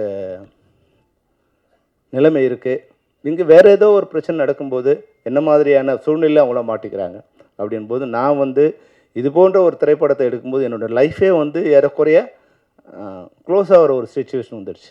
ஃப்ரீடம்ங்கிறது வந்து இந்தியாவில் ரொம்ப கஷ்டம். இந்தியாவில் திரைப்படங்களை உண்மை சம்பவத்தை எடுக்கிறது ரொம்ப கஷ்டம். இங்கே நீங்கள் என்ன வேணாலும் பொய் சொல்லலாம், என்ன வேணாலும் ஆபாசமாக எடுக்கலாம், எவ்வளோ வந்து கற்பனைகள் சொல்லலாம், மூட நம்பிக்கைகளை சொல்லலாம். ஆனால் உண்மையை சொல்லி படம் எடுக்கிறது ரொம்ப கஷ்டம். உண்மை எல்லாருக்கும் வலிக்கும். எதிர்கட்சிக்கும் வலிக்கும், ஆளுங்கட்சிக்கும் வலிக்கும், அதிகார வர்க்கத்துக்கு வலிக்கும், மீடியாவுக்கும் வலிக்கும். அந்த உண்மை வந்து தங்களை சம்மந்தப்படும் போது அந்த உண்மை யாரும் ஏற்றுக்கிறது இல்லை. அப்போது அதிலேருந்து நான் ரொம்ப ஸ்டாப் பண்ணிட்டேன். வேண்டாம், உண்மை கதைகளை எடுத்து நம்ம வாழ்க்கையை இனிமேல் வந்து நம்ம சிரமப்படுத்திக்க வேணாம். ஆனால் இதில் பார்க்கும்போது அடுத்து ஒரு உண்மை கதையை பார்க்கும்போது அதை தொடர்பாக இந்த சம்பவங்கள் அமைஞ்சிருக்கும் பார்க்கும்போது மிக இமோஷனலாக இது அந்த சென்சாரில் மாட்டாமல் எந்த அளவுக்கு வந்து நமக்கு சட்டம் அனுமதிச்சிருக்கோ அந்த அளவுக்கு அந்த உண்மையை சொல்லி அதை வந்து வெளியே கொண்டு வந்திருக்காங்க. உண்மையாக வந்து சசிகுமாருக்கும் சத்யசிவாவுக்கும் என்னுடைய நண்பர் பாண்டியனுக்கும் அதில் ஹீரோயின் நடித்த லிஜோமலுக்கும் படத்தில் காமெடி இருக்கோ இல்லையோ மணிகண்டன் வந்து ஒரு 1/2 hour ஒரு காமெடி ஷோ நடத்திட்டு போனார். சாரி ஆண்டனி மன்னிச்சுக்கணும். ஆண்டனி வந்து ஒரு காமெடி ஷோ நடத்தி போனார். அவர் சொல்லும்போது காமெடியாக இருந்தது. ஆனால் அதுக்கு பின்னால் இருக்க உண்மை எவ்வளோ வந்து அவங்க ரத்தம் சிந்திருக்காங்கன்னு தெரியுது. 2-3 தடவை சொல்லிட்டாங்க, சிவா உன்னை பற்றி ரொம்ப நாசுக்காக சொன்னார். கிள்றது தெரியாமல் கிள்ளுவார், அடிக்கிறது தெரியாமல் அடிப்பார். அந்த அளவுக்கு. ஏன்னா இயக்குநர்களுக்கு வந்து தமிழ் சினிமாவோட சாபம் என்னென்னா இது இன்னும் கொஞ்சம் ஆர்கனைஸ்ட் ஆகலை. எல்லா வேலையும் நம்மளே பண்ணணும். நம்ம வந்து ப்ரொடக்ஷன் வேலையிலேருந்து, காஸ்டியூம் ஒர்க்கிலேருந்து, மேக்கப்லேருந்து, ஆர்ட் டைரக்டர்லேருந்து, அவங்கள அசம்பிள் பண்ணுறதுலேருந்து, அவங்களுக்கு சாப்பாடு வந்ததா, சரியான நேரத்துக்கு வந்ததா, ஏன் வரல, யார் வந்தாங்க, வந்தவங்க வந்து வந்தவங்களுக்கு ஷார்ட் எடுக்கணுமா, வராதவங்க வந்து கோச்சு போயிடுவாங்களா, இல்லை வந்த உடனே யாருக்கு ஷார்ட் எடுக்குது, இது மாதிரி பல்வேறு டார்ச்சர்களில் வந்து டைரக்டர்கள் இருக்கிறதால நான் பெரும்பாலும் வந்து அந்த ரஃப்பாக ஒரு முகமூடி நான் போட்டுப்பேன். அப்போ தான் நம்ம பக்கத்தில் யாரும் வரமாட்டாங்க. இல்லைன்னா நம்மளை ஷார்ட் எடுக்க விட மாட்டாங்க. அவங்கவுங்க ஆளாளுக்கு ஒரு அட்வைஸ் பண்ணிகிட்டே இருப்பாங்க. இந்த தமிழ் சினிமாவில் டைரக்டருங்கிறது வந்து ரொம்ப கஷ்டமான வேலை. வர்றவங்கலாம் அட்வைஸ் பண்ணுவான், சார் இந்த ஷாட் இப்படி இருந்தால் நல்லாயிருக்கும், அப்படி இருந்தால் நல்லாயிருக்கும் அப்படின்னு சொல்லுவான். அப்புறம் போன பிறகு அந்த ஹீரோ பக்கத்தில் போய் நின்றுட்டு அங்கே எங்கேயோ ஒன்று சொல்லுவான். நம்ம பிளான் பண்ணி ஒரு 4 நாள் ஃபைட் எடுக்குது, ஒரு 2 நாள் எடுக்கலாம் நினைக்கும் போது ஹீரோ பக்கத்தில் போய் நிற்பான் ஒருத்தன். சார் டைரக்டர் சுற்றுறார் சார் டைரக்டர் அப்படின்றான். உடனே வந்து ஹீரோ நம்ம பக்கத்தில் வருவார். சொல்ல முடியும், என்னப்பா நீ பிரம்மாண்டமாக எடுப்பான்னு சொல்லி வந்தால் ஏன் ப்ரொடியூசர் தான் சொன்னாரா? நமக்கு தெரியும் இந்த படத்தில் எவ்வளோ இந்த ஃபுட்டேஜ் எவ்வளோ வரப்போகுது, இதுக்கு எவ்வளோ நேரம் இருந்தால் எவ்வளோ கால்ஷீட் டைம் இருந்தால் போகுது நமக்கு தெரியும் இல்லையா? ஆனால் அவங்க என்ன நினைப்பாங்கன்னா ஏதோ நம்ம சுற்றுறோம் அப்படிங்கிறவங்க நினைப்பாங்க. அது மாதிரி பல்வேறு விதமான இந்த கூட எல்லாருக்கும் ஒரு கூட 2 பேர் வருவாங்க. அவங்க வந்து படத்துக்கு எந்த விதத்திலும் உதவியாக இருக்க மாட்டாங்க, எல்லாம் உபத்திரமாக இருப்பாங்க. அது ஹீரோ கூட 2 பேர் வருவாங்க, ஹீரோயின் கூட 2 பேர் வருவாங்க, நாசம் பண்ணிவிடுவாங்க நம்மளை. அங்கே போய் நின்றுட்டு சார் அவங்களுக்கு 2 ஷாட்டு எக்ஸ்ட்ரா எடுத்துட்டாங்க சார். அவர் ரொம்ப நல்லா சார் நேற்று நைட்டு அவர் ஒரு டபுள் ஆக்ட் ஹீரோ வச்சு படம் எடுத்தால் நம்ம செத்தோம். அது பெரிய ஹீரோவாக இருந்தாலும் சரி, சின்ன ஹீரோவாக இருந்தாலும் சரி செத்தோம். அது மாதிரி டபுள் ஹீரோயின் போட்டு படம் எடுத்தாலும் படம் முடிகிற வரைக்கும் நம்ம வாழ்க்கையில் பாதி ஆயுசு முடிஞ்சு போயிடும். அவங்க காஸ்டியூம் நல்லா இருந்து வச்சு நம்ம போய் கடையில் எடுக்க போகிறது கிடையாது. காஸ்டியூமர் எதோ எடுத்துகிட்டு வருவோம், அந்த கலர் கொஞ்சம் பிரைட்டாக இருக்கும். இன்னும் இங்கே காஸ்டியூமர் சொல்லுவோம், அம்மா பார்த்தீங்களா அவங்களுக்கு ஒன்று அவங்க கோச்சிட்டு போய் உட்காந்துப்பாங்க. ஏன் கோச்சிட்டாங்கன்னு தெரியாது, கோச்சிட்டாங்களா இல்லையான்னு தெரியாது. அப்போ அவங்கள போய் சரி பண்ணி கூப்பிட்டு வரணும். இதெல்லாம் வந்து டைரக்டருக்கு ஒரு டார்ச்சரான இது இருக்கும். அப்போ இதையெல்லாம் சமாளிக்கிறதுக்கு பெரும்பாலும் டைரக்டருக்கு என்ன பண்ணுவாங்கன்னா ஒரு ரஃப்பாக இருக்க மாதிரி அந்த நேரத்தில் வந்து கொஞ்சம் வல்கராக பேசுகிறதோ இல்லை சத்தமாக பேசுகிறதோ அப்படி வந்துடுச்சுன்னா பக்கத்தில் வரவன் கத்துவான், அவன் ஒரு கத்துவான்பா அவங்ககிட்ட விட்டுருப்பா அப்படின்னு சொல்லி நம்மளை கொஞ்சம் ஃப்ரீடமாக விடுவாங்க. அது மாதிரியான ஒரு போர்வையாக தான் சிவாவுக்கு இருக்குன்னு நினைக்கிறேன். ஏன்னா சிவா பார்க்கும்போது ரொம்ப ஸ்மூத்தான ஒரு நண்பராக தான் இருக்கார். அந்த வகையில் இந்த படம் உண்மையாகவே ஒரு சிறந்த படம். பத்திரிகையாளர்களுக்கும் இணைய நண்பர்களுக்கும் ஒரு வேண்டுகோள் என்னென்னா, இப்போ எல்லாமே முன்னாடி மாதிரி படம் பார்த்து அது பிக்கப் ஆகுது அந்த இதெல்லாம் இல்லவே இல்லை. நீ படம் பார்த்தோமா அந்த வெள்ளி சனி ஞாயிறோட படம் முடிஞ்சிடும். அதனால் நீங்கள் அதை பற்றியான நல்ல விஷயங்களை எழுதுறதுக்கு 100 விஷயங்கள் இந்த படம் இப்போ நம்ம ட்ரெய்லர் பார்க்கும்போதும் சாங்ஸ் பார்க்கும்போதும் இந்த படத்தை பற்றி எழுதுறதுக்கு நல்ல விஷயங்கள் 100 விஷயங்கள் இருக்குது. அதனால் நீங்கள் இதை பற்றி நல்ல விஷயங்களை எழுதி மைனஸ் எதாவது இருந்தால் 3 நாள் கழிச்சு எழுதுங்க. எப்படி அதுக்குள்ளே பெட்டி வந்து திரும்பி வந்துடும். நீங்கள் வந்து எங்களுக்கும் படம் ஓட வேண்டிய அவசியம் இல்லை. நாங்கள் எதிர்பார்க்குறதே இப்போ வந்து வெள்ளி சனி ஞாயிறு தான். அதுக்கப்புறம் வந்து தேட்டருக்காரங்க தான் படம் ஓடுது தவிர ப்ரொடியூசருக்கு ஒன்றும் ஓட போகிறது இல்லை. அதில் ஓடி படம் வந்து யாரும் ஷேர் கொடுக்க போகிறதில்ல. எங்களுக்கு அந்த 3 நாள் ஓடினா சரியாக போயிடுங்கிற மாதிரி தான் இன்னைய நிலைமை இருக்குது. அதனால் நீங்கள் ஒரு 3 நாள் வெயிட் பண்ணுங்கள். முதல் நாள் 24 ஹவர்ஸ்னு சொன்னேன். அப்புறம் ஒருத்தர் ஃபோன் பண்ணி சொன்னார், ஒரு ப்ரொடியூசர், என்னப்பா நீ 24 மணி நேரம் கழிச்சு போட சொன்னேன். சொன்னால் ஒரு 72 மணி நேரம் கழிச்சு சொல்லியிருக்கலாம் இல்லை, அதுக்குள்ளே நம்ம முதல்ல தேத்திடலாம்ப்பா அப்படின்னார். அதனால் உங்களுக்கு ரெக்வஸ்ட் என்னென்னா ஒரு திங்கட்கிழமை உங்களோட ரிவ்யூ போடுங்க. அதுக்கப்புறம் நல்லது கெட்டது பார்த்து அவங்க ஜனங்க பார்க்க வரட்டும். இந்த படத்தில் பாண்டியனுக்கு எப்படி ஒரு நல்ல நேரம்னா டூரிஸ்ட் ஹோம் வந்த பிறகு இந்த படம் வருது. அது வந்து பாண்டியனுக்கு வந்து ஒரு மிக அதுதான் நல்ல நேரம்னு சொல்கிறது. அந்த படத்தோட வெற்றி நிச்சயமாக வந்து இதுக்கு ஒரு புல்லிங் இருக்கும் ஆடியன்ஸுக்கு வந்து வர்றது. அது மட்டும் இல்லாமல் அந்த வெற்றி படத்துக்கு பின்னாடி சசியோட படம் ஒன்று ஓடிச்சு, அடுத்த படம் சசியோட படம் வரும். அது போல் இல்லாமல் எது மாதிரி படம் ஓடிச்சோ அதனோட அடுத்த பாகம் மாதிரி இந்த படம் இருக்குது. டூரிஸ்ட் ஹோமோட படத்தோட தொடர்ச்சி மாதிரியே இந்த படம் இருக்கிறதால நிச்சயமாக ஒரு மிகப்பெரிய புல்லிங் இருக்கும். அதனால் இந்த படத்தோட வெற்றி எனக்கு தெரிஞ்சு வந்து கொஞ்சம் ஈஸியாக இருக்க மாதிரி தெரியுது. பாண்டியனோட மனசுக்கு அவர் பேசும்போது உங்களுக்கு தெரிஞ்சிருக்கும், நன்றியை கடைசியாக தான் சொல்லணும், ஆனால் வரும்போதே நன்றி சொல்லிட்டார். வரவேற்க சொல்லும்போது அவர் நன்றி சொல்லிட்டார். ஏன்னா அவர் மனதெல்லாம் நன்றி நிறைந்திருக்க நன்றி உள்ள மனிதர் பாண்டியன். அதனால் அந்த வார்த்தையிலேயே அவர் நன்றி சொன்னார். அவர் வாழ்வாங்க வாழணும். இந்த படம் அவர் முதல் படமாக எடுத்திருக்காரு. இந்த படம் வெற்றி படமாகி பல படங்களை பாண்டியன் தயாரிக்கணும்.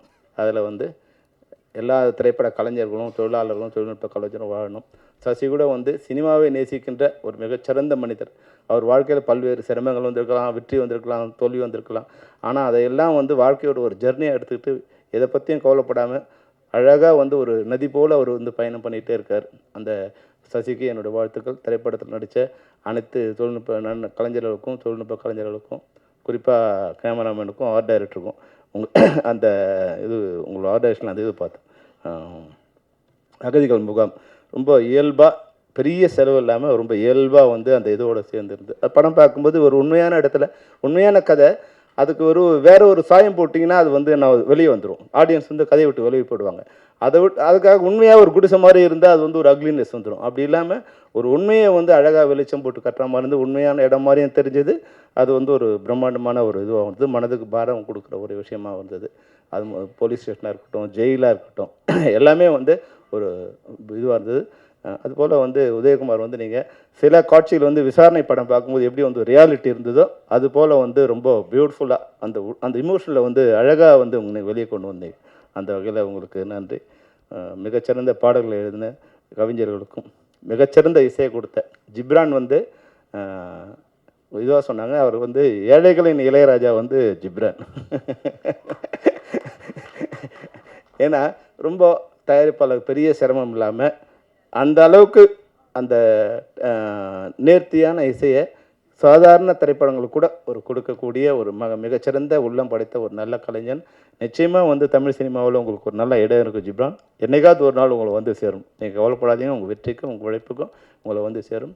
இந்த ஃப்ரீடம் மிகப்பெரிய விடுதலையை தமிழ் சினிமாவுக்கு கொடுக்கணும். விடுதலை போல் வெற்றி அடைந்து தமிழ் சினிமா ஓடிடியும் சேட்டிலைட்டும் பல்வேறு ஜெயிலில் அடைபட்டிருக்கு, அதையெல்லாம் உடைச்சிக்கிட்டு திரைப்படம் கலைஞர்கள்ட்ட இருந்து மக்களுக்கு நேரடியாக வந்து சேர ஒரு ஃப்ரீடத்தை இந்த திரைப்படம் கொடுக்க வேண்டும் கூறி அனைவருக்கும் வாழ்த்துக்களை கூறி விடைபெறுகிறேன். நன்றி, வணக்கம். மேடையில் இருக்கக்கூடிய எல்லாருமே பேசி கேட்டுட்டோம். இது உருவாக்கின ஒருத்தர் இப்போ மேடைக்கு இங்கே வந்து பேச போகிறாரு. அவர் வரதுக்கு முன்னாடி இந்த விஷயத்தை நான் கண்டிப்பாக சொல்லணும்னு ஆசைப்பட்டேன். இந்த படத்துடைய இயக்குனர் மட்டும் இல்லை, இந்த படம் ரிலீஸ் ஆனதுக்கப்புறம் அகத்தி மக்களின் நாயகனாக இவர் இருப்பார் அப்படிங்கிறதுல எந்த விதமான ஒரு ஐயமும் கிடையாது. நீங்கள் இந்த படத்தை பற்றி எங்களுக்காக ஷேர் பண்ணணும்னு ஆசைப்படுறோம். So over to you Sathyasiva sir.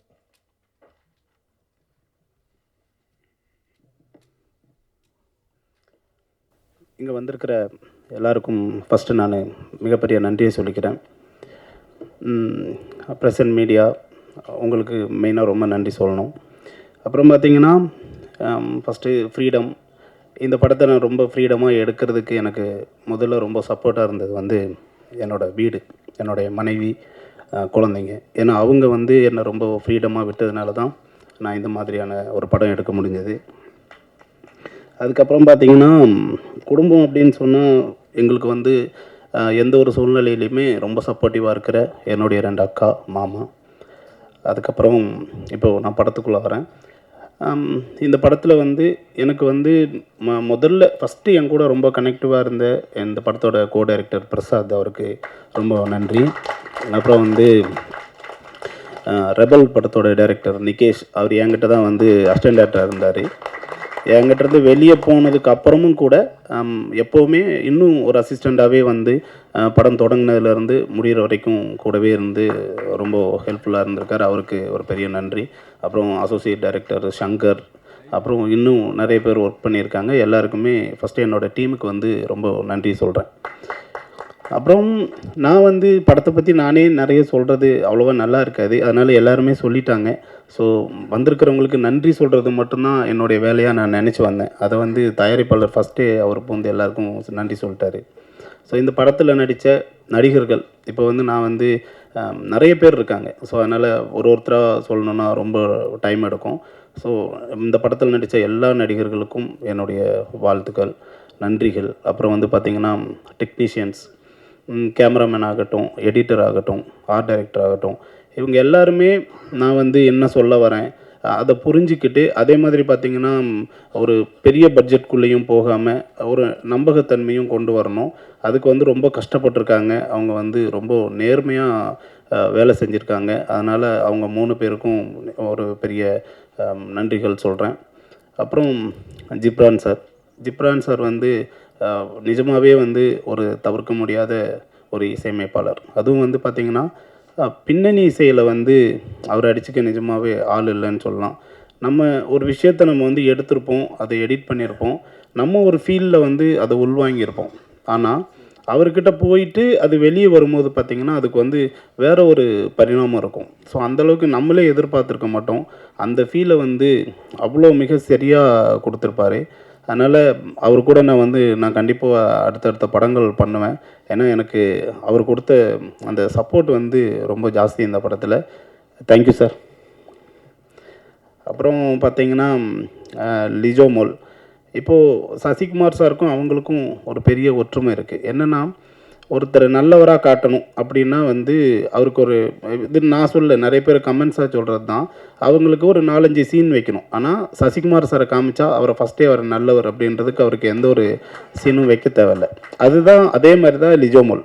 அதாவது ஒரு பாவப்பட்டவங்க, ஒரு ஏழையானவங்க, ஒரு அனுதாபமானவங்க அப்படின்னா நீங்கள் வேறு எந்த ஆர்டிஸ்ட்டை போட்டாலும் அவங்களுக்கு ஆரம்பத்தில் ஒரு கதை சொல்லணும், அவங்களுக்கு நம்ம நிறைய டீட்டெயில் பண்ணணும். ஆனால் லிஜோமோல் அப்படி இல்லை.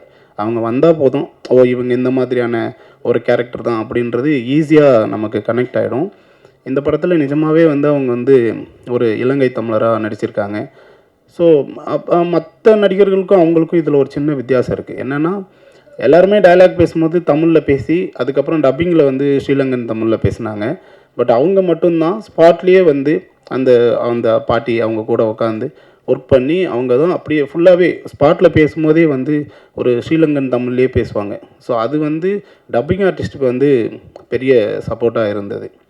அப்புறம் வந்து பார்த்திங்கன்னா, செல்வமணி சார் அவர் வந்து என்னுடைய முதல் படத்துக்கு வந்தார். அதுக்கப்புறம் இப்போ தான் வந்திருக்காரு.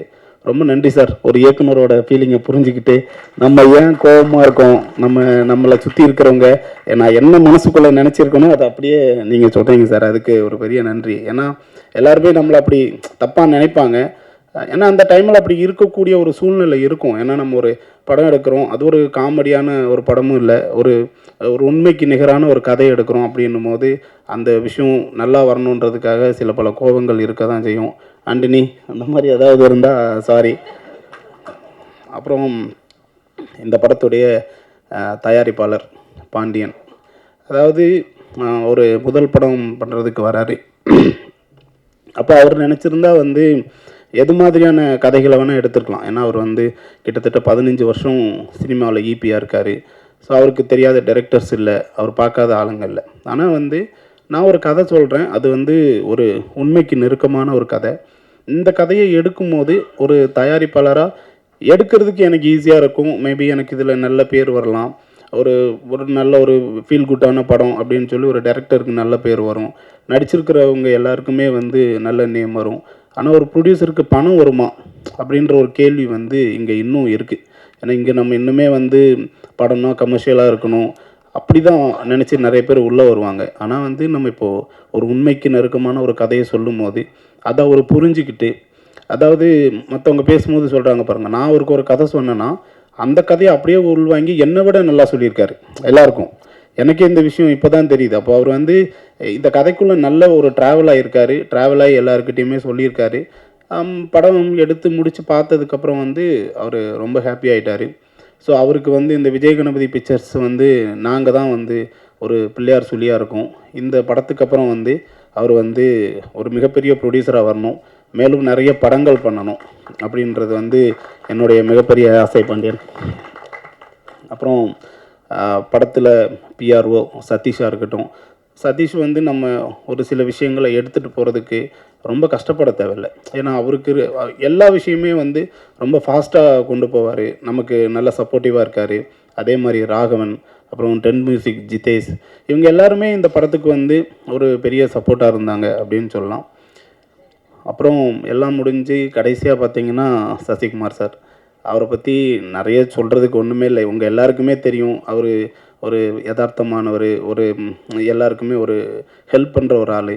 அவர்கிட்ட யாருக்கும் தெரியாத ஒரு சில விஷயம் என்ன அப்படின்னு நான் சொல்லணும்னு நினைக்கிறேன். அப்படின்னா, இப்போது ஒருத்தரோட முன்னாடி என்ன நடந்தது, அவங்க யார் எப்படி அப்படின்றத அவர் பார்க்கவே மாட்டார். ஸோ அவருக்கு தேவை இப்போ ப்ரெசண்ட்டாக அவங்க யார் என்ன. ஏன்னா இதுக்கு முன்னாடி அவர் கூட நான் ஒரு படம் பண்ணேன், அந்த படம் சரியாக போகல, ஆனால் உடனே அடுத்த படம். ஸோ இப்போ வந்து பார்த்திங்கன்னா ஒரு வெற்றி படம் கொடுத்துட்டு அதே கூட்டணி திரும்ப படம் பண்ணும் போதே வந்து நிறைய பேர் அங்கேருந்து எதுக்கு தேவையில்லை அப்படி சினிமாவில் எவ்வளோ சொல்லுவாங்க. ஆனால் நாங்கள் இதுக்கு முன்னாடி பண்ண படம் வந்து அந்த அளவுக்கு போகல. ஸோ அப்போ அவருக்கு எவ்வளோ கமெண்ட்ஸ் போய் சொல்லியிருப்பாங்க, எவ்வளோ பிரச்சனைகள் இருந்திருக்கும். ஆனால் அவர் வந்து இந்த கதையும் என்னையும் ரொம்ப நம்பினார். அதுக்கு ரொம்ப நன்றி சார். ஸோ அவ்வளோதாங்க. இந்த படம் வந்து ஜூலை 10 ரிலீஸ் ஆகுது. ஸோ நீங்கள் எல்லாருமே சப்போர்ட் பண்ணுங்கள். இந்த மாதிரி உண்மையாக நடந்த கதைகள் நிறைய இருக்குது. அது வந்து வெளியில் எடுத்துகிட்டு வரும்போது நமக்கு ஒரு புது எக்ஸ்பீரியன்ஸ் இருக்கும், நம்மளால் தெரிஞ்சுக்க முடியும். ஸோ நம்ம வந்து அதை புரியறதுக்கான வாய்ப்புகள் இருக்கும். ஸோ இந்த படம் நல்லா போகும்போது இன்னும் நிறைய உண்மை கதைகள் வெளியே வரும். ஸோ அதுக்கு நீங்கள் எல்லாருமே சப்போர்ட் பண்ணணும். ரொம்ப நன்றி. ரொம்ப ரொம்ப சந்தோஷமாக இருக்கு. இந்த ஒரு வடிவத்தில் மீண்டும் கான்ட்ரடிக்டரியான ஒரு ரோலில் உங்களை பார்க்க போகிறோம் அப்படின்னு சொல்லிட்டு. ஸோ நீங்கள் இந்த படத்தை பற்றி எங்களுக்காக ஷேர் பண்ணணும்னு ஆசைப்படுறோம். So Sasikumar sir, over to you.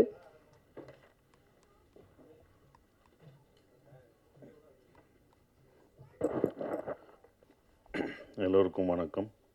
பத்திரிகை நண்பர்கள் அனைவருக்கும் என்னுடைய வணக்கம். வந்திருந்துக்க எல்லாருக்கும் வணக்கம். ரொம்ப நன்றி சார். ஆர்கே செல்வனி சாருக்கும், அம்மா கிரியேஷன் சிவா சாருக்கும் எங்கள் டீம் சார்பாக நன்றியை தெரிவிச்சுக்கிறேன்.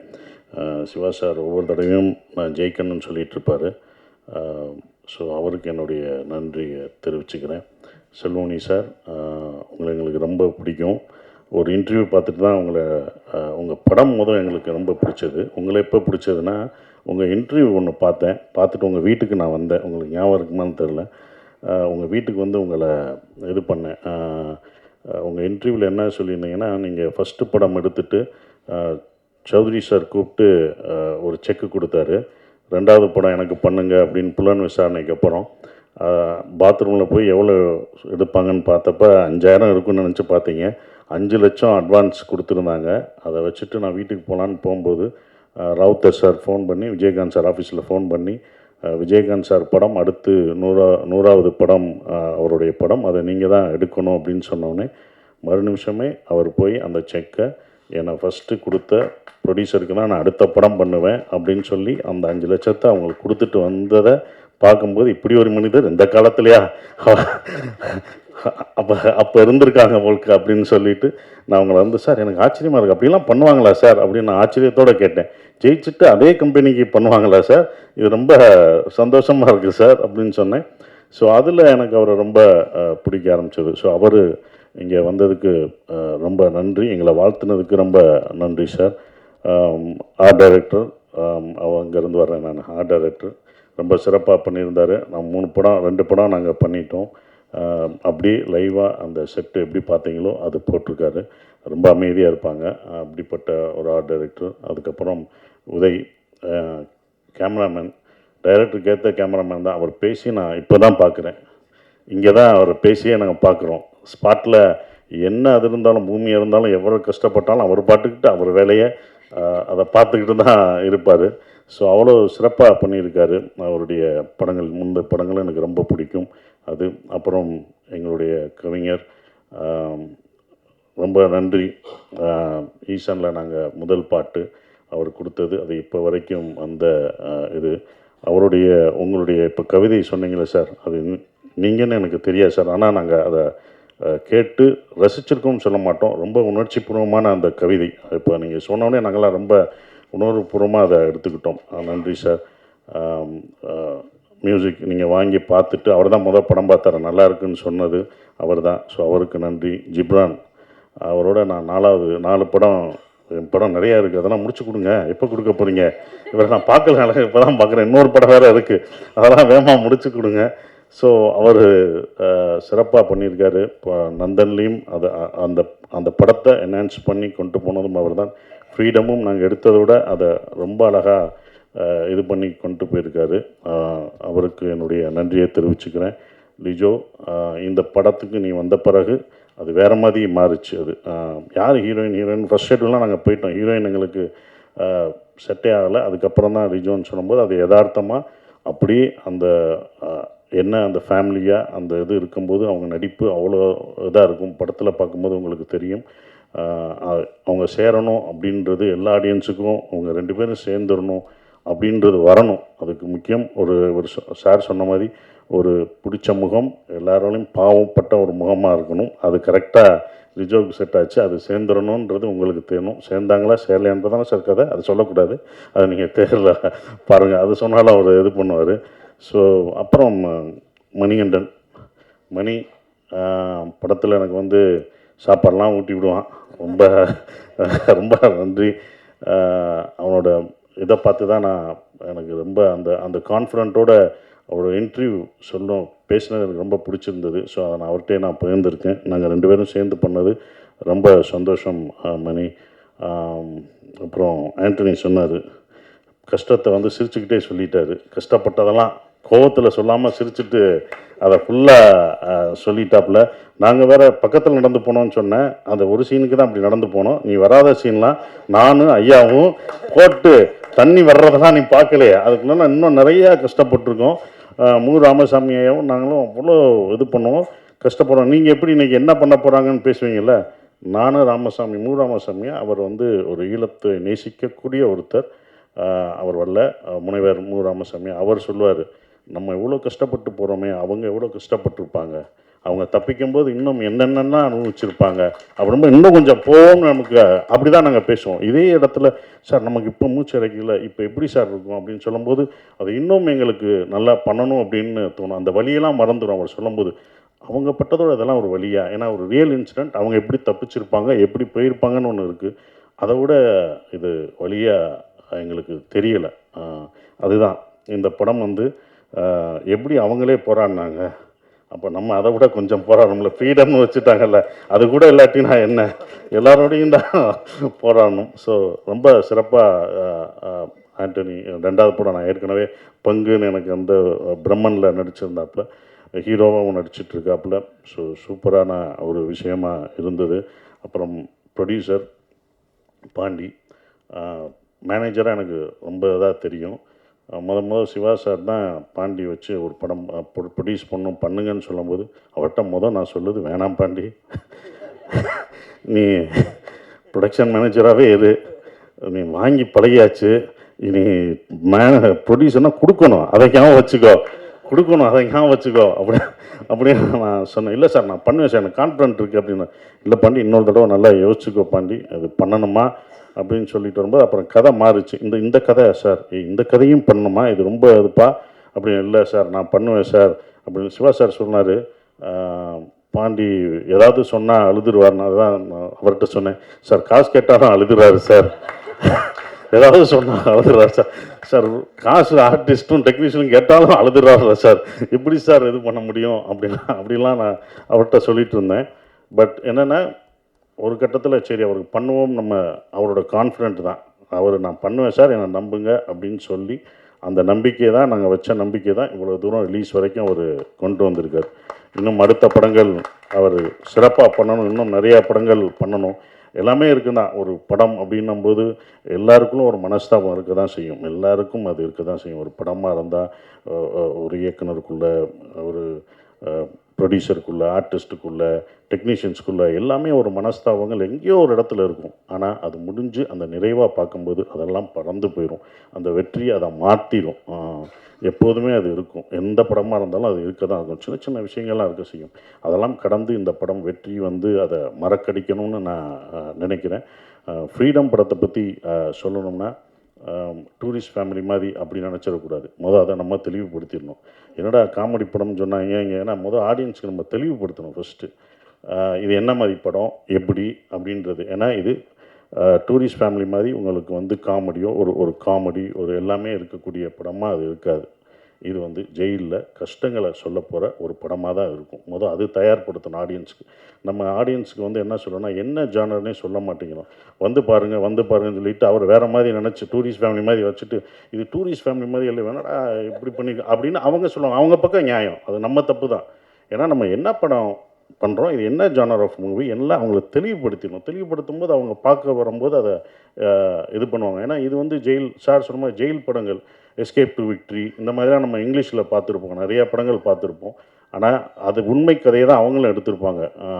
கிரேட் எஸ்கேப் இதெல்லாம் வந்து உண்மை சம்பவத்தை தழுவி எடுத்திருப்பாங்க.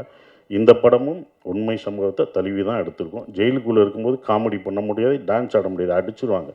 சும்மா இது பண்ணுறதுக்கே அடி வெளுக்கிறாங்க. அப்புறம் எப்படி ஜெயிலில் இருக்கும்போது கொடுக்க மாட்டாங்க. ஸோ அப்படி இது 1991 நடந்த ஒரு கதை, 95 வரைக்கும் இருக்குது. 95 ஜெயிலில் பிரேக் பண்ணி தப்பிக்கிறவங்களை பற்றி 1000 அகதிகளை சந்தேக கேஸில் உள்ளே பிடிச்சிட்டு போய் அவங்க எப்படி குடும்பத்தை இழந்து அவங்க ஃபேமிலியோட சேர்ந்தாங்களா இல்லையா அப்படின்ற ஒரு விஷயத்தை சொல்லப்போகிற ஒரு படமாக தான் இந்த ஃப்ரீடம் இருக்கும்.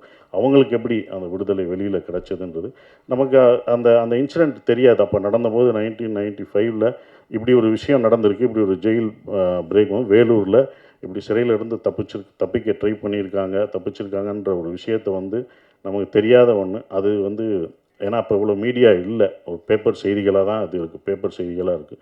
அது இதாக இந்த படத்தில் நாங்கள் சொல்லியிருக்கோம். அந்த வலிகளையும் வேதனையும்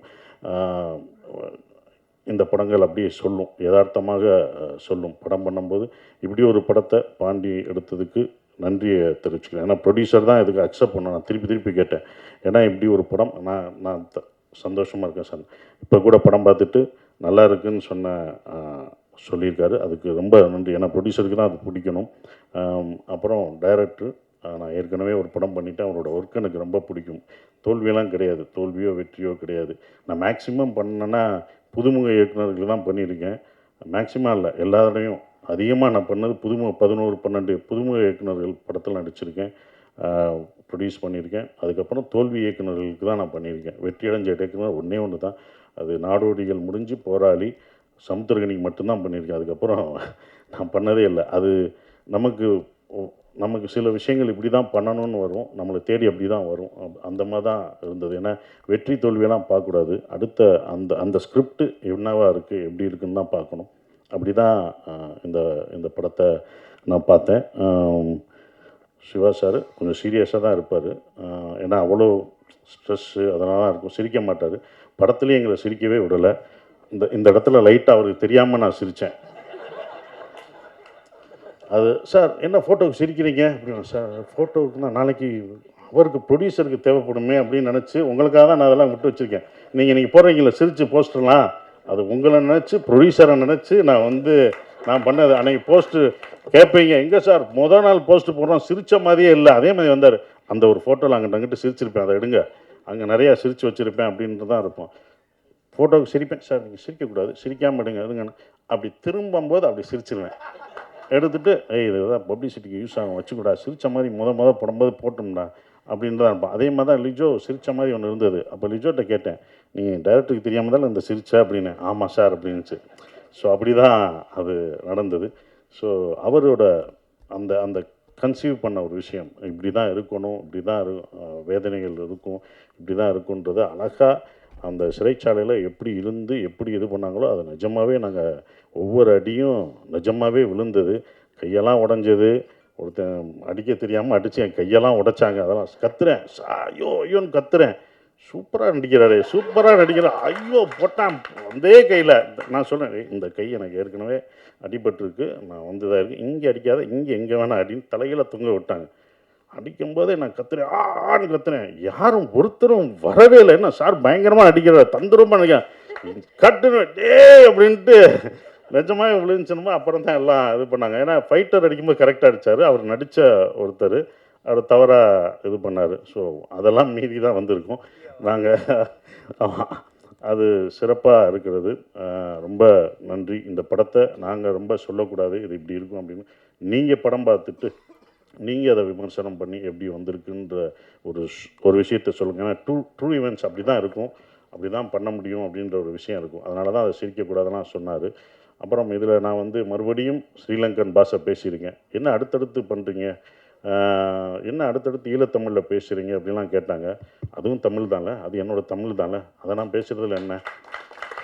4 படம் 5 படம் வந்தாலும் அதே இதில் தான். நான் 10 படம் பண்ணாலும் அது பண்ணுவேன், அது தமிழ் படம் தானே, தமிழ் தான் நான் பேசுகிறேன் அப்படின்ற ஒரு விஷயம்.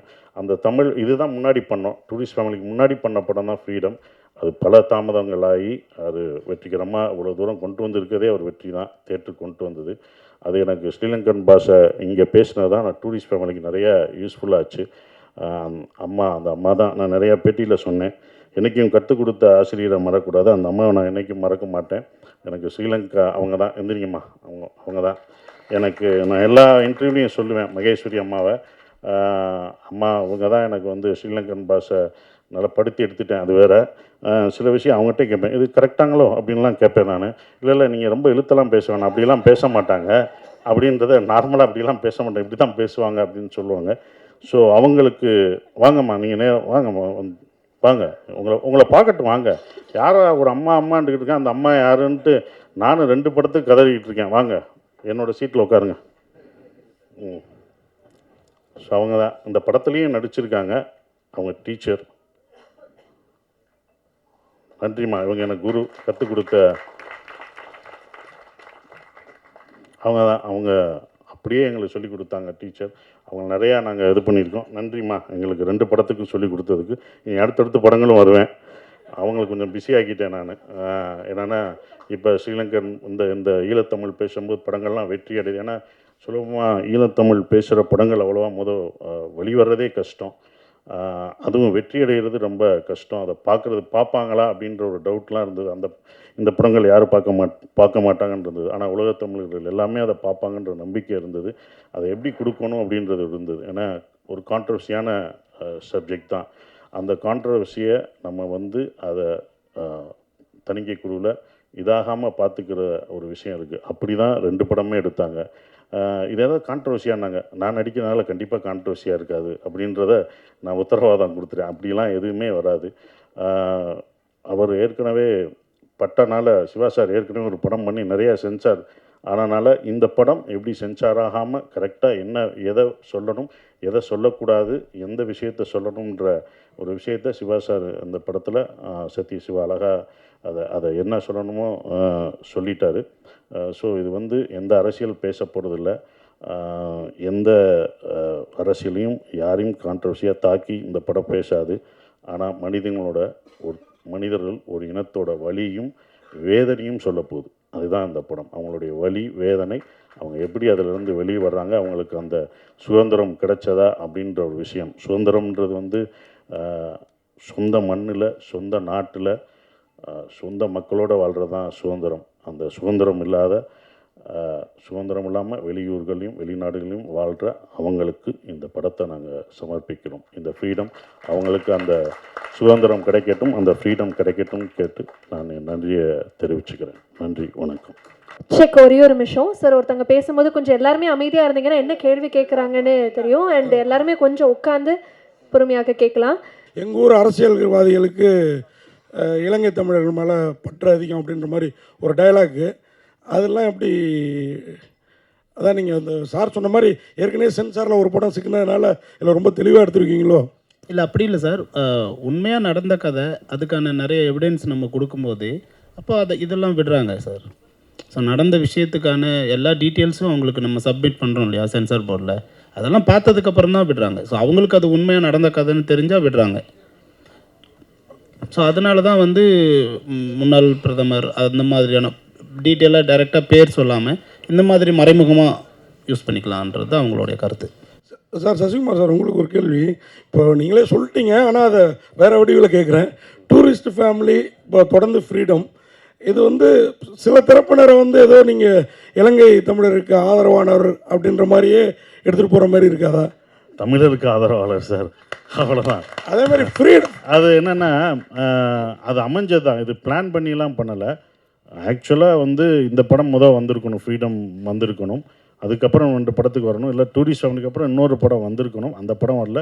இது ரெடியாக இருந்த உடனே அவர் அதை ரிலீஸ் பண்ணிட்டாங்க. நான் ஒரு ப்ரொடியூசர்கிட்ட இந்த டைம் ரிலீஸ் பண்ணக்கூடாது, அதுக்கு அடுத்து பண்ணுங்கன்னு சொல்ல முடியாது. ஏன்னா அவங்க இவ்வளோ நாள் வெயிட் பண்ணியிருக்காங்க, இதை கஷ்டப்பட்டு அதை எடுத்துகிட்டு வந்திருக்காரு. ஸோ அவங்களோட முடிவை அதை விட்டுட்டேன். அப்படி தான். சுதந்திரம் டைட்டில் வச்சுருக்கலாமே, டூரிஸ்ட் ஃபேமிலி ஃப்ரீடம் சொல்லிட்டு டைட்டில் வச்சுட்டு தமிழருக்கான படங்கிறீங்களே.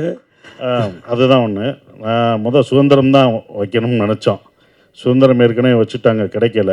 விடுதலைன்னு வைக்கலான்னு பார்த்தோம், அதுவும் வந்துருச்சு. அப்புறம் இப்போ எல்லாமே என்னமா இருக்குன்னா அந்த ஓடிடி, இப்போ சார் தான் சொன்னார், ஓடிடி கையில் தான் எல்லாமே இருக்குது. பேர் கூட அவங்க கையில் தான் இப்போ போயிடுச்சு. இங்கிலீஷில் வச்சா தான் எல்லா லாங்குவேஜ்லேயும் பண்ணணும் அப்படின்றது. ஆனால் எனக்கு பர்சனலாக கேட்டால் தமிழில் வச்சா, ஏன்னா என்னோடய படங்களே வரிசையாக டூரிஸ்ட் ஃபேமிலி அப்படின்னு நானே கேள்வி கேட்டுக்கிறேன். என்னப்பா என் படம் வரிசையாக இங்கிலீஷில் ஒரு படமாக தமிழில் வருமானு பார்க்குறேன். பகையனு கருளாயின்னு ஒன்று போட்டிருக்கேன், ஒன்று இருக்குது. அதுதான் தமிழில் இருக்குது. கொஞ்சம் சந்தோஷப்பட்டுக்கிறேன். அது நிஜமல் மேடம். ஒரு கேள்வி, நீங்கள் பேசுகிறப்ப எனக்கு கொஞ்சம் ஸ்ரீலங்கன் தமிழில் பேசுகிறதே கஷ்டம், அப்புறம் ஸ்ரீலங்கன் தமிழ் கஷ்டம். ஆனால் சாரோட டூரிஸ்ட் ஃபேமிலியில் ஒரு டைலாக் இருக்கும். அவர் முதல்ல மலையாளின்னு தான் காமிச்சிப்பார். ஏன்னா கொஞ்சம் ஸ்ரீலங்கன் தமிழ் மலையாள வாடையோடு இருக்கும். ஓகேங்களா? தூய தமிழாக இருக்கும், ஆனால் மலையாளம் பேசுகிற மாதிரி இருக்கும். அதை நீங்கள் பார்க்கலையா? உங்களுக்கு உண்மையாகவே கஷ்டமாக இருந்ததா ஸ்ரீலங்கன் தமிழ்? எனக்கு கஷ்டமாக தான் இருந்துச்சு. ஓகே, படம் நான் பார்த்துட்டேன், பட் எனக்கு பர்சனலி பேசுகிறப்போ கஷ்டமாக தான் இருந்துச்சு. சார், இயக்குனருக்கு ஒரு கேள்வி. சார், இந்த படம் சத்யசிவா சார் இந்த படம் வந்து வேலூரில் தான் நடந்தது, 1995 நடந்தது. அப்போ 43 பேர் தப்பிச்சு போனாங்க சார். அந்த 43 பேரும் அன்னைக்கு வந்து கோர்ட்டில் வந்து விசாரணை அப்போ வந்து அவங்க வந்து ரெஃப்யூஜிஸ்ன்னு சொல்லவே இல்லை, அவங்க வந்து திட்டவட்டமாக விடுதலை புலிகள் அப்படின்னு தான் குறிப்பிட்டிருந்தாங்க. பட் இந்த சென்சாரில் வந்து நீங்கள் வந்து இது வந்து உண்மை சம்பவத்தை பேஸ் பண்ணி எடுத்திருக்கேன் அப்படின்னு சொன்னீங்க. அப்படி இருக்கும்போது சென்சாரில் வந்து இது எப்படி ஏற்றுக்கினாங்க சார்? ஸ்ரீலங்காவில் இருந்து வர எல்லாரையுமே நம்ம விடுதலை புலிகள் தான் சார் சொல்கிறோம். அது ரைட் சார். இல்லை சார், ரெஃப்யூஜி கேம்ப்ஸும் இருக்கு. நான் வந்து இது வந்து சார் வினதாவாதம் பண்ணல, இருக்கிற உண்மையை வந்து நான் உங்களுக்கு தெளிவுபடுத்துறேன் சார். அது என்னென்னா, இந்த படம் பண்ணும்போது true events, inspired by true events தான் போட்டிருக்கோம். அதில் ஊந்தப்பட்டு அப்படின்ற ஒரு விஷயம் தான், இன்ஸ்பயர் தான். கேரக்டர்ஸ் எல்லாமே ஃபிக்ஷன் தான். இப்போ நான் இருக்கிறது, என் மனைவி இருக்கிறது, இதெல்லாம் நிஜம் இல்லை. அது வந்து ஃபிக்ஷனாக தான் காமிக்கிறோம். அதுக்குள்ளே இருக்க எல்லாருமே இந்த கேரக்டர்ஸ்லாம் ஃபிக்ஷனாக காமிக்கிறோம். அப்படி நடந்த ஒரு சம்பவத்தில் ஒரு கற்பனை கலந்து இருந்தால் எப்படி இருக்கும் அப்படின்றனால தான் அது வெளியில் வருது. நிஜமாக அப்படியே பதிவு பண்ணி இப்படி ஒருத்தர் இருந்தார், இப்படி ஒருத்தர் இருந்தால் அவங்க சென்சார் பண்ணியிருப்பாங்க. ஸோ அதெல்லாம் இல்லாமல் அப்படி ஒரு நிஜம் இந்த காலகட்டத்தில் நடந்த இந்த ஜெயிலில் இப்படி ஒரு ஜெயில் பிரேக் நடந்த இடத்துல ஒரு ஃபிக்ஷனாக இவங்கெல்லாம் வாழ்ந்தாங்கன்னா இப்படி இருந்தாங்கன்னான்ற ஒரு விஷயம், அந்த உண்மைக்குள்ளே ஒரு ஃபிக்ஷனுக்கு இல்லை. அதே மாதிரி அந்த கைதிகள் வந்து அதில் தப்பிக்கிறதுக்கு முயற்சி பண்ணாங்க சார். அவங்க வந்து உண்மையிலே திறமசாலிகள் தான் சொல்லணும். ஏன்னா வந்து 153 மீட்டருக்கு தோணுனாங்க சார். அதுவும் 67 அடி வித்து வந்து பண்ணாங்க அவங்க. இதுதான் வந்து கதையும் சொல்கிறீங்க. இல்லை சார், இல்லை நான் அது அந்த மாதிரி செய்யலாம். அந்த எஃபர்ட்ஸ் இதை காமிச்சிருக்கீங்களா? அது நீங்கள் படம் பார்க்கும்போது கண்டிப்பாக இருக்கும்னு எவ்வளோ இது பண்ணுறாங்க. அந்த தப்பிக்கிறது அந்த எஃபெக்டை தானே அந்த பையன் கொடுத்தாரு. ஆண்டனின்ற பையன் இது பண்ணும்போது எங்களுக்கு கை காலெலாம் போச்சுன்றாங்க பார்த்தீங்களா, அந்த எஃபெக்டோட இது தான். நிஜமாகவே தோண்டி போட்டிருந்தாங்க. அந்த நிஜ இதில் தான் போகணும், தண்ணி நிஜமாகவே வரும். இவர் எப்போ தான் முடிப்பாருலாம் எனக்கு தெரியும். ஒரு இடத்த ஒரு ஷாட்லாம் தண்ணி வந்துக்கிட்டே இருக்கும், அந்த மூடி அதுக்குள்ளேயும் போடணும். இவங்க கட்டும் சொல்லலை, அதுக்குள்ளேயும் நாங்கள் நிஜமாகவே பண்ணுற மாதிரி தான் அது இருந்தது. அப்படி அது அந்த மாதிரி தான் சார் இருக்கும். அது நீங்கள் இப்போ படம் பார்க்கும்போது உங்களுக்கு எப்படி லைவாக இருந்ததோ, ஏன்னா ஃபிக்ஷன் அதனால தான் காமெடி அங்கே பண்ண முடியாது, அங்கே ஒரு சாங்கும் பண்ண முடியாது. ஏன்னா ஒரு நிஜம் நடந்த ஒரு சம்பவத்தை அதை ஃபிக்ஷனோட சொல்லும்போது அது பண்ணக்கூடாதுன்னு உங்களுக்கு அது தெரிஞ்சிருக்கு. நீங்கள் அதெல்லாம் பார்க்கும்போது இல்லை சார், நீங்கள் அந்த நியூஸ் பண்ணியிருக்கீங்க, அந்த இதை பற்றி உங்களுக்கு அந்த காலத்தில் நடந்த ஒரு விஷயம் தெரிஞ்சிருக்கு. இது நிறைய பேருக்கு அப்படி ஒரு விஷயம் நடந்தே தெரியல. ஏன்னா நம்ம கான்சன்ட்ரேஷனில் இந்த பக்கம் இருக்கும்போது இப்படி ஒரு சம்பவம் நடந்தது பேப்பர் செய்தியாக தான் அது இருந்திருக்கு, அதான் வந்திருக்கு sir. Thank you sir. Director sir, இந்த படத்தில் வில்லன் தமிழ்நாடு போலீஸும் இந்திய அரசியல்வாதிகளுமா? அது நீங்கள் கேட்ட கேள்வி கரெக்ட் சார். இந்த படத்தில் வில்லன் வந்து தமிழ்நாடு போலீஸ் இல்லை சார், அது ஒரு மலையாள போலீஸ் தான். ஆமாம் ஆமாம்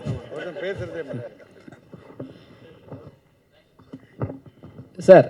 ஃப்ரீடம் போட்டுட்டு ஆகஸ்ட் 14 ஏன் போட்டீங்க, எதற்காக சார்? அவங்க தப்பிக்கிறதுக்கு முயற்சி பண்ண நாள் அன்னைக்கு தான் சார். அன்னைக்கு முயற்சி பண்ணாங்க, நம்மளுக்கு எப்போ கிடச்சிது?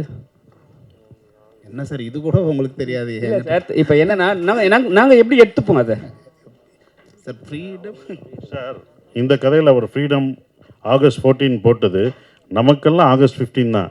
அவங்க தப்பிச்சாங்க பாருங்க, அது ஆகஸ்ட் 14. அவங்களுக்கு ஃப்ரீடம் ஆகஸ்ட் 14, அதான் சார். இப்போ அதே மாதிரி சீனில் ஒன்று காட்டியிருப்பீங்க, இப்போ இருக்கிற ஆட்சி முறையை வந்து அவங்க வந்து லாஸ்ட் டைம் வந்து பண்ணும்போது ஒரு பெரிய விஷயம் ஆக்குனாங்க, சரிங்களா? இப்போ சொல்ல வேணாம், ஆனால் வந்து அந்த கொடியை காட்டியிருக்கீங்க, அந்த போராட்ட கொடியில் வந்து டிஎம்கே கொடி இருக்குது. இப்போ ஏதாவது பிரச்சனை பண்ணாங்கன்னா என்ன பண்ணுவீங்க? இல்லை சார், இது கொடியே இல்லை சார், அது சென்சாரில் அதெல்லாம் எதுவுமே காமிக்கல சார், அதில் கிடையாது சார். இல்லை சார், அந்த போராட்டம் ஒரு சீன் காட்டுவீங்க, அதில் இருந்து பிளாக் அண்ட் ரெட். இல்லை, அது போட்டால் அது சென்சார், அது இதில் தான் இருந்திருக்கும். மேபி இந்த யூடியூப்பில் உங்களுக்கு காமிச்ச வெர்ஷனில் தான் இருந்திருக்கும். அது வந்து எதுலேயுமே வரல, படத்துலையோ யூடியூப் சேனல்லையோ வரல. உங்களுக்கு ரெண்டு காமிச்சாங்க பார்த்தீங்களா? ஒன்று இவங்க இப்போ உங்களுக்காக காமிக்கப்பட்டது ஸ்பெஷல், இன்னொன்று வந்து யூடியூப்லேயும் தேட்டர்லேயும் வரப்போகிற ட்ரெய்லர் வராது சார். சசி சார், இந்த டூரிஸ்ட் ஃபேமிலி படம் 90 கோடிக்கு மேலே வந்திருக்கு, கிட்டத்தட்ட 100 கோடி வந்திருக்கு. ரொம்ப சந்தோஷமாக இருக்கீங்க. அந்த தாக்கம் பாதிப்புலாம் அடுத்தடுத்த படங்களில் உங்களோட தனிப்பட்ட இதில் ஏதாவது பிரதிபலிக்கா? எப்படி இருக்குது தனிப்பட்ட பிஸ்னஸில், சம்பளத்தில், அடுத்தடுத்த விஷயங்களில்? அதான் அன்றைக்கே நீங்கள் கேட்டதுக்கு பதில் சொல்லிட்டேன்ல, உங்களுக்கு தான் அந்த பதிலே அன்றைக்கி சொன்னேன். நீங்கள் கேட்டதுக்கு தான் அன்றைக்கி பதில் சொன்னேன். அதை நான் உங்கள்கிட்ட சொல்லிட்டு போயிட்டேன். பாதி பேர் பாராட்டுறாங்க, மீதி பேர் நீ என்ன காந்தியா, உனக்கு தேவையா, கடைக்காரங்களாம் கேட்குறான், நீ எதுக்கு விட்டு கொடுக்குற, எவ்வளோக்குள்ளே பாராட்டுறான்னு அந்த பக்கம் திட்டம் விழுகுது. இது உனக்கு தேவையா, நீ வாட்டுக்கு வேகமாக சொல்லிட்டு வந்துட்ட. வெளியில் போனதுலேருந்து எனக்கு அதுதான், இது யாரா பெரிய நீ இது வரா அப்படின்னு சொல்லி அந்த மாதிரியும் வருது. அது இன்னொன்று புரிஞ்சுக்கணும், நிறைய பேர் அந்த படம் வெற்றி அடைஞ்சனால, டூரிஸ்ட் ஃபேமிலினால நான் நிறைய இதாகிட்டேன்ட்டு அப்புறம் என்ன, அதாவது அப்போ இன்ட்ரெஸ்ட்லாம் போடாமல் இருப்பாங்கல்ல, விட்டு கொடுத்து அவங்கெல்லாம் கொடுத்துருப்பேன்ல, அப்புறம் என்ன இன்ட்ரெஸ்ட் கொடுக்கலாம்ல, டூரிஸ்ட் ஃபேமிலி அவ்வளோ போதேன்னு படத்தில் இருக்கவங்களே கேட்குறாங்கன்னு சொன்னேன்.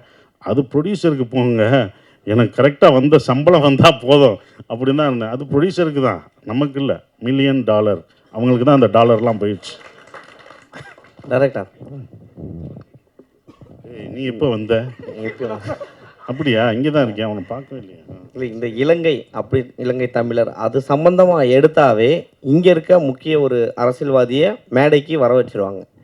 நீங்கள் நடந்த சம்பவத்தை எடுத்திருக்கீங்க, அவருக்கு கண்டிப்பாக போயிருக்கும். நீங்கள் அவர்கிட்ட பேசுனீங்களா அந்த அரசியல்வாதிக்கிட்ட? ஏன்னா அவர் தான் மிக முக்கியமாக வந்து எப்போ பார்த்தாலும் மேடையில் பேசுவார். இல்லை சார், நாங்கள் இந்த படத்தில் வந்து அப்படி அரசியல் சம்மந்தமாக யாருக்கிட்டையுமே பேசலை. ஆனால் உண்மையாக பாதிக்கப்பட்டவங்கக்கிட்ட நிறைய பேசியிருக்கோம், அவங்களோட இன்புட்ஸ் நிறைய எடுத்திருக்கோம். அதனால் அவருமே வந்து அவங்களோட ஃபீலிங்ஸ் தானே பேசுகிறாரு. ஸோ அவர்கிட்ட போய் பேசுகிறதுக்கு பாதிக்கப்பட்டவங்ககிட்டே பேசிடலாம்ல, அதுதான்.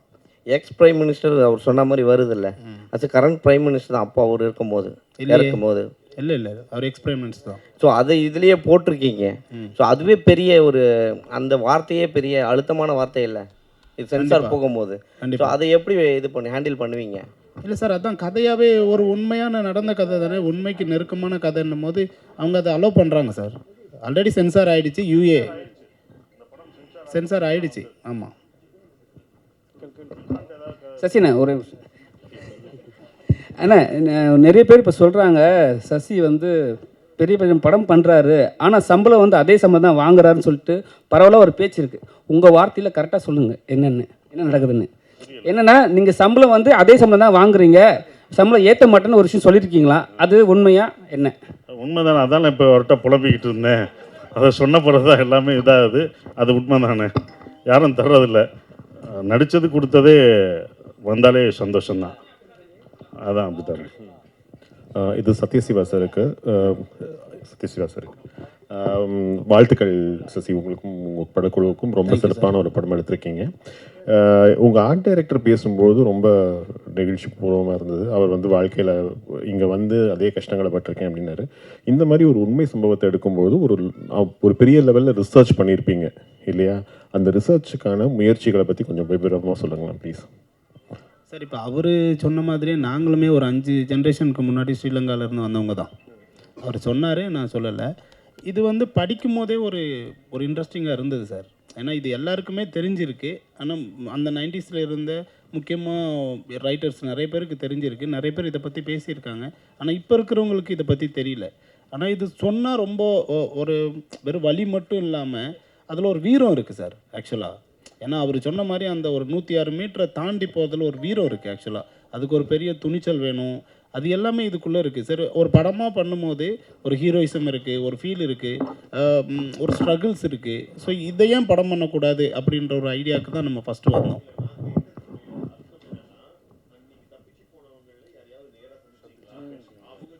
இல்லை சார், அவங்க டைரெக்டாக சந்தித்து போனவங்கக்கிட்ட நம்ம பேசலை. ஆனால் சந்தித்து போனவங்களோட உறவுகள் இருக்காங்கல்ல, அவங்கக்கிட்ட பேசணும். ஸோ அவங்க வந்து நிறைய விஷயங்கள் ஷேர் பண்ணிக்கிட்டாங்க. ஏன்னா அதில் தப்பிச்சு போனவங்க வந்து ஒரு 23 பேர் எங்கே போனாங்கன்னு தெரியல. அதில் பேலன்ஸ் இருக்கிறவங்க மட்டும்தான் அரெஸ்ட் ஆனாங்க. அரெஸ்ட் ஆனவங்க கூட அதுக்கப்புறம் வந்து அவங்க மேலே தப்பு இல்லை, வெறும் தப்பிக்க பார்த்தது மட்டும்தான் அவங்களோட எண்ணம் அப்படின்னு சொல்லி கவர்மெண்ட் அவங்கள ரிலீஸ் பண்ணிடுச்சு. ஸோ அதனால் அவங்க எங்கே இருக்காங்க அவங்களோட டீட்டெயில்ஸ் கிடைக்கல. நாங்கள் ஒரு 10 முகாமுக்கு போனோம். அந்த 10 முகாமில் பேசும்போதும் அதுக்கு கனெக்ட் ஆனவங்க இருந்தாங்க. ஸோ இந்த கேஸ் சம்மந்தமாக கனெக்ட் ஆனவங்க, அப்போ இருந்தவங்க, அப்போ இதை பார்த்துருப்பாங்க இல்லையா, அவங்க நிறைய இன்புட்ஸ் கொடுத்தாங்க. இதுதான் நாங்கள் பண்ண ரிசர்ச். நிஜமோன் மேடம் நீங்கள் ஜெய்பீம் ஆகட்டும், இந்த படமாகட்டும், ஜெண்டில் உமன், காதல் என்பது படம் எல்லாமே உங்கள் வயசுக்கு மீறிய ஒரு மெச்சூர்ட் ரோலாக நடிக்கிறீங்க. அது வந்து என்ன காரணம்? உங்களுக்கு வந்து ரொம்ப ஜாலியாக ஆடல் பாடல் அந்த மாதிரி இதெல்லாம் கமர்ஷியலாக நடிக்கணும்னு ஆசை இருக்கா, இல்லை இந்த மாதிரி கேரக்டராக உங்களை தேடி வருதா? எனக்கு வர கேரக்டர்ஸ் அதிகமும் இப்படி தான். எனக்கு பர்ஃபார்மன்ஸ் ஓரியன்ட் கேரக்டர்ஸ் பண்ண தான் பிடிக்கும், அவ்வளோதான். சசி சார், இங்கே இப்போது சில நடிகர்கள் பெரிய ஈவெண்ட் வச்சு அந்த மாதிரி இசை வெளியீட்டு விழாலாம் நடத்துகிறாங்க. உங்களுக்கு அந்த மாதிரி ஆசை இல்லையா? Nehru stadium etcetera etcetera. கேட்கவே சந்தோஷமா இருக்கே. சார் நீங்கள் நல்ல மனிதர், உங்களுக்குன்னு ஒரு கூட்டம் இருக்கு இல்லையா, மதுரைக்காரங்களை எத்தனாலே வந்துடுவாங்க. ஸோ அதனால கேட்குறேன். வேணாம், இதுவே நல்லா தானே இருக்குது, ஒரே நல்லா தானே போய்கிட்டு இருக்கு, அப்புறம் எதுக்கு அதை உசுப்பி விடுற? இதுவே நல்லா இருக்குது, இது இப்படியே இருக்கிறது தான் எனக்கு பிடிச்சிருக்கு. ஸோ இது நல்லா இருக்குது. நான் இத்தனை வருஷமாக இவங்கள தான்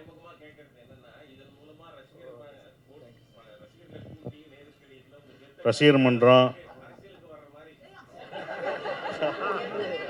இல்லை, அப்படி எனக்கு ஆக்சுவலாகவே எனக்கு அது எனக்கு பர்சனலாக அது பிடிக்கல. ஏன்னா இவங்க ஏற்கனவே ஒரு படம் அப்படி தான் வந்து காலேஜில் போய் காலேஜ் ஸ்டூடெண்ட்டை வர வச்சு அதை பண்ணணும் அப்படின்னு சொல்லும்போது அது வேணாம், அது ஒரு இன்ஸ்டிடியூஷனு, அங்கே போய் நம்மளுடைய படங்களை போய் ப்ரொமோட் பண்ண வேணாம் அப்படின்னு நான் பர்சனலாக நினச்சேன். அதனால தான் நான் நந்தன்லையும் பள்ளியும் டூரிஸ்ட் ஃபேமிலியும் 2 ப்ரொடியூசரை தப்பிச்சிட்டேன். இவர் கேட்கல, அதனால் இன்னும் தப்பிச்சிட்டேன். அதுக்கப்புறம் பண்ணுவேன்னா பண்ணுவோம், அது ப்ரொடியூசரோட ஃபோர்ஸ்னால தான் அப்படி பண்ணுவேன். ஆனால் எனக்கு பர்சனலாகவே என்னுடைய படங்களை ஒரு காலேஜுக்கு போய் அது இன்ஸ்டிடியூஷன் படிக்க வந்திருக்காங்க, அங்கே போய் நான் விளம்பரப்படுத்தி என் படத்தை பாருங்கள், அந்த கூட்டத்தை நான் மிஸ்யூஸ் பண்ண விரும்பலை. அவங்களோட படிப்பையும் ஏன்னா அவங்க அதுக்கு தான் வந்திருக்காங்க, அதை நான் மிஸ்யூஸ் பண்ணக்கூடாதுன்னு நான் அதிலிருந்து பண்ணுறதில்ல, அதுதான் நான் விலகியிருக்கேன். சார் ஜிப்ரான் சார் மேடையில் பேசுகிறப்ப ஆர்கே சுலமணி சார்னு நினைக்கிறேன், ஏழைகளின் இளையராஜா அப்படின்னாரு. நீங்கள் அதை எப்படி எடுத்துப்பீங்க? ஏன்னா இளையராஜானா 2 கருத்து இருக்குது, மியூசிக்லேயும் ஒரு சிறப்பு, எல்லாத்துலேயுமே சிறப்பு. நீங்கள் மியூசிக்கில் இன்னும் சிறப்பாக இருப்பீங்களா, இல்லை அவரை மாதிரி ஆக்டிவிட்டீஸ்லையும் இறங்கிடுவீங்களா?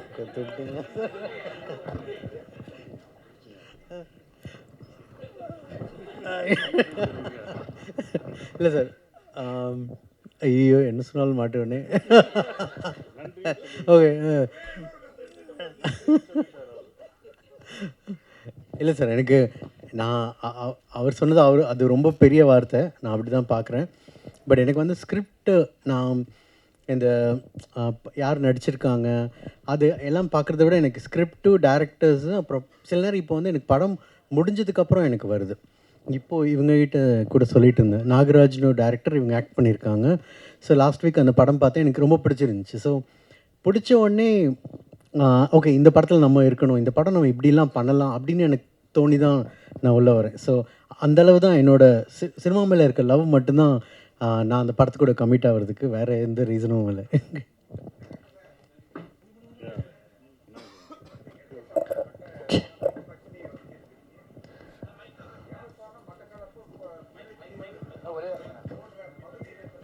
சார் ஒரே ஒரு நிமிஷம் மைக்கு மட்டும் கொடுக்குறோம், இறுதி கேள்வியாக இருக்கட்டும்.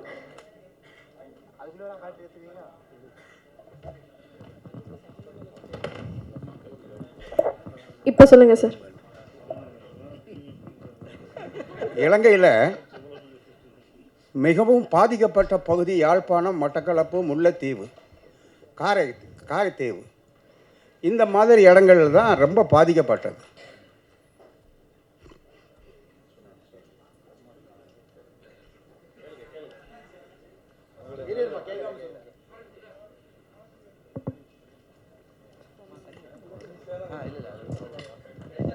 அண்ணே சொல்லுங்கண்ணே, பரவாயில்ல சொல்லுங்கள், நீங்கள் மனசில் இருக்க சொல்லுங்கள், கேளுங்கண்ணே, ஒன்றும் இல்லை, சாரிண்ணே, அதான் சாரிண்ணே சொல்லுங்கண்ணே, கேளுங்கண்ணே.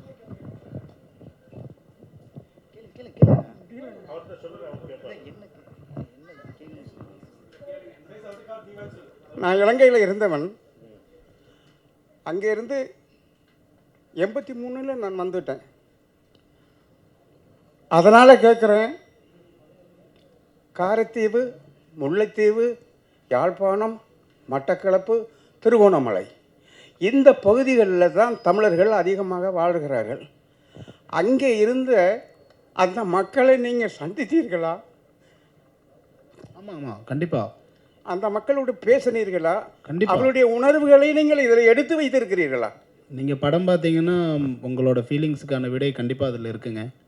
உங்களோட ஆதங்கம் எவ்வளோ இருக்கோ அதை நான் விஷுவலாக காமிச்சிருக்கேன். அதை தான் நான் சொன்னேன், நாங்கள் நடிக்கும்போதே உணர்ந்தோம். அப்போ அவங்களுக்கு எப்படி இருக்குன்னு நானும் ராமசாமியை எனக்கு சொல்லிட்டு இருக்கும்போது அதை பற்றிலாம் சொல்லும்போது சொன்னார்னா, இப்போ படம் பார்க்கும்போது உங்களுக்கு அந்த இது தெரியும். விஷுவல்ஸ்க்கான தருணம் இது. விஜய கணபதிஸ் பிக்சர்ஸ் பாண்டியன் பரசுராமன் அவர்கள் வழங்கக்கூடிய சத்யசிவா இயக்கத்தில் சசிகுமார் அவர்கள் நடிப்பில் ஃப்ரீடம் திரைப்படம் வரக்கூடிய ஜூலை 10ஆம் தேதி திரையரங்குகளில் வர இருக்கு.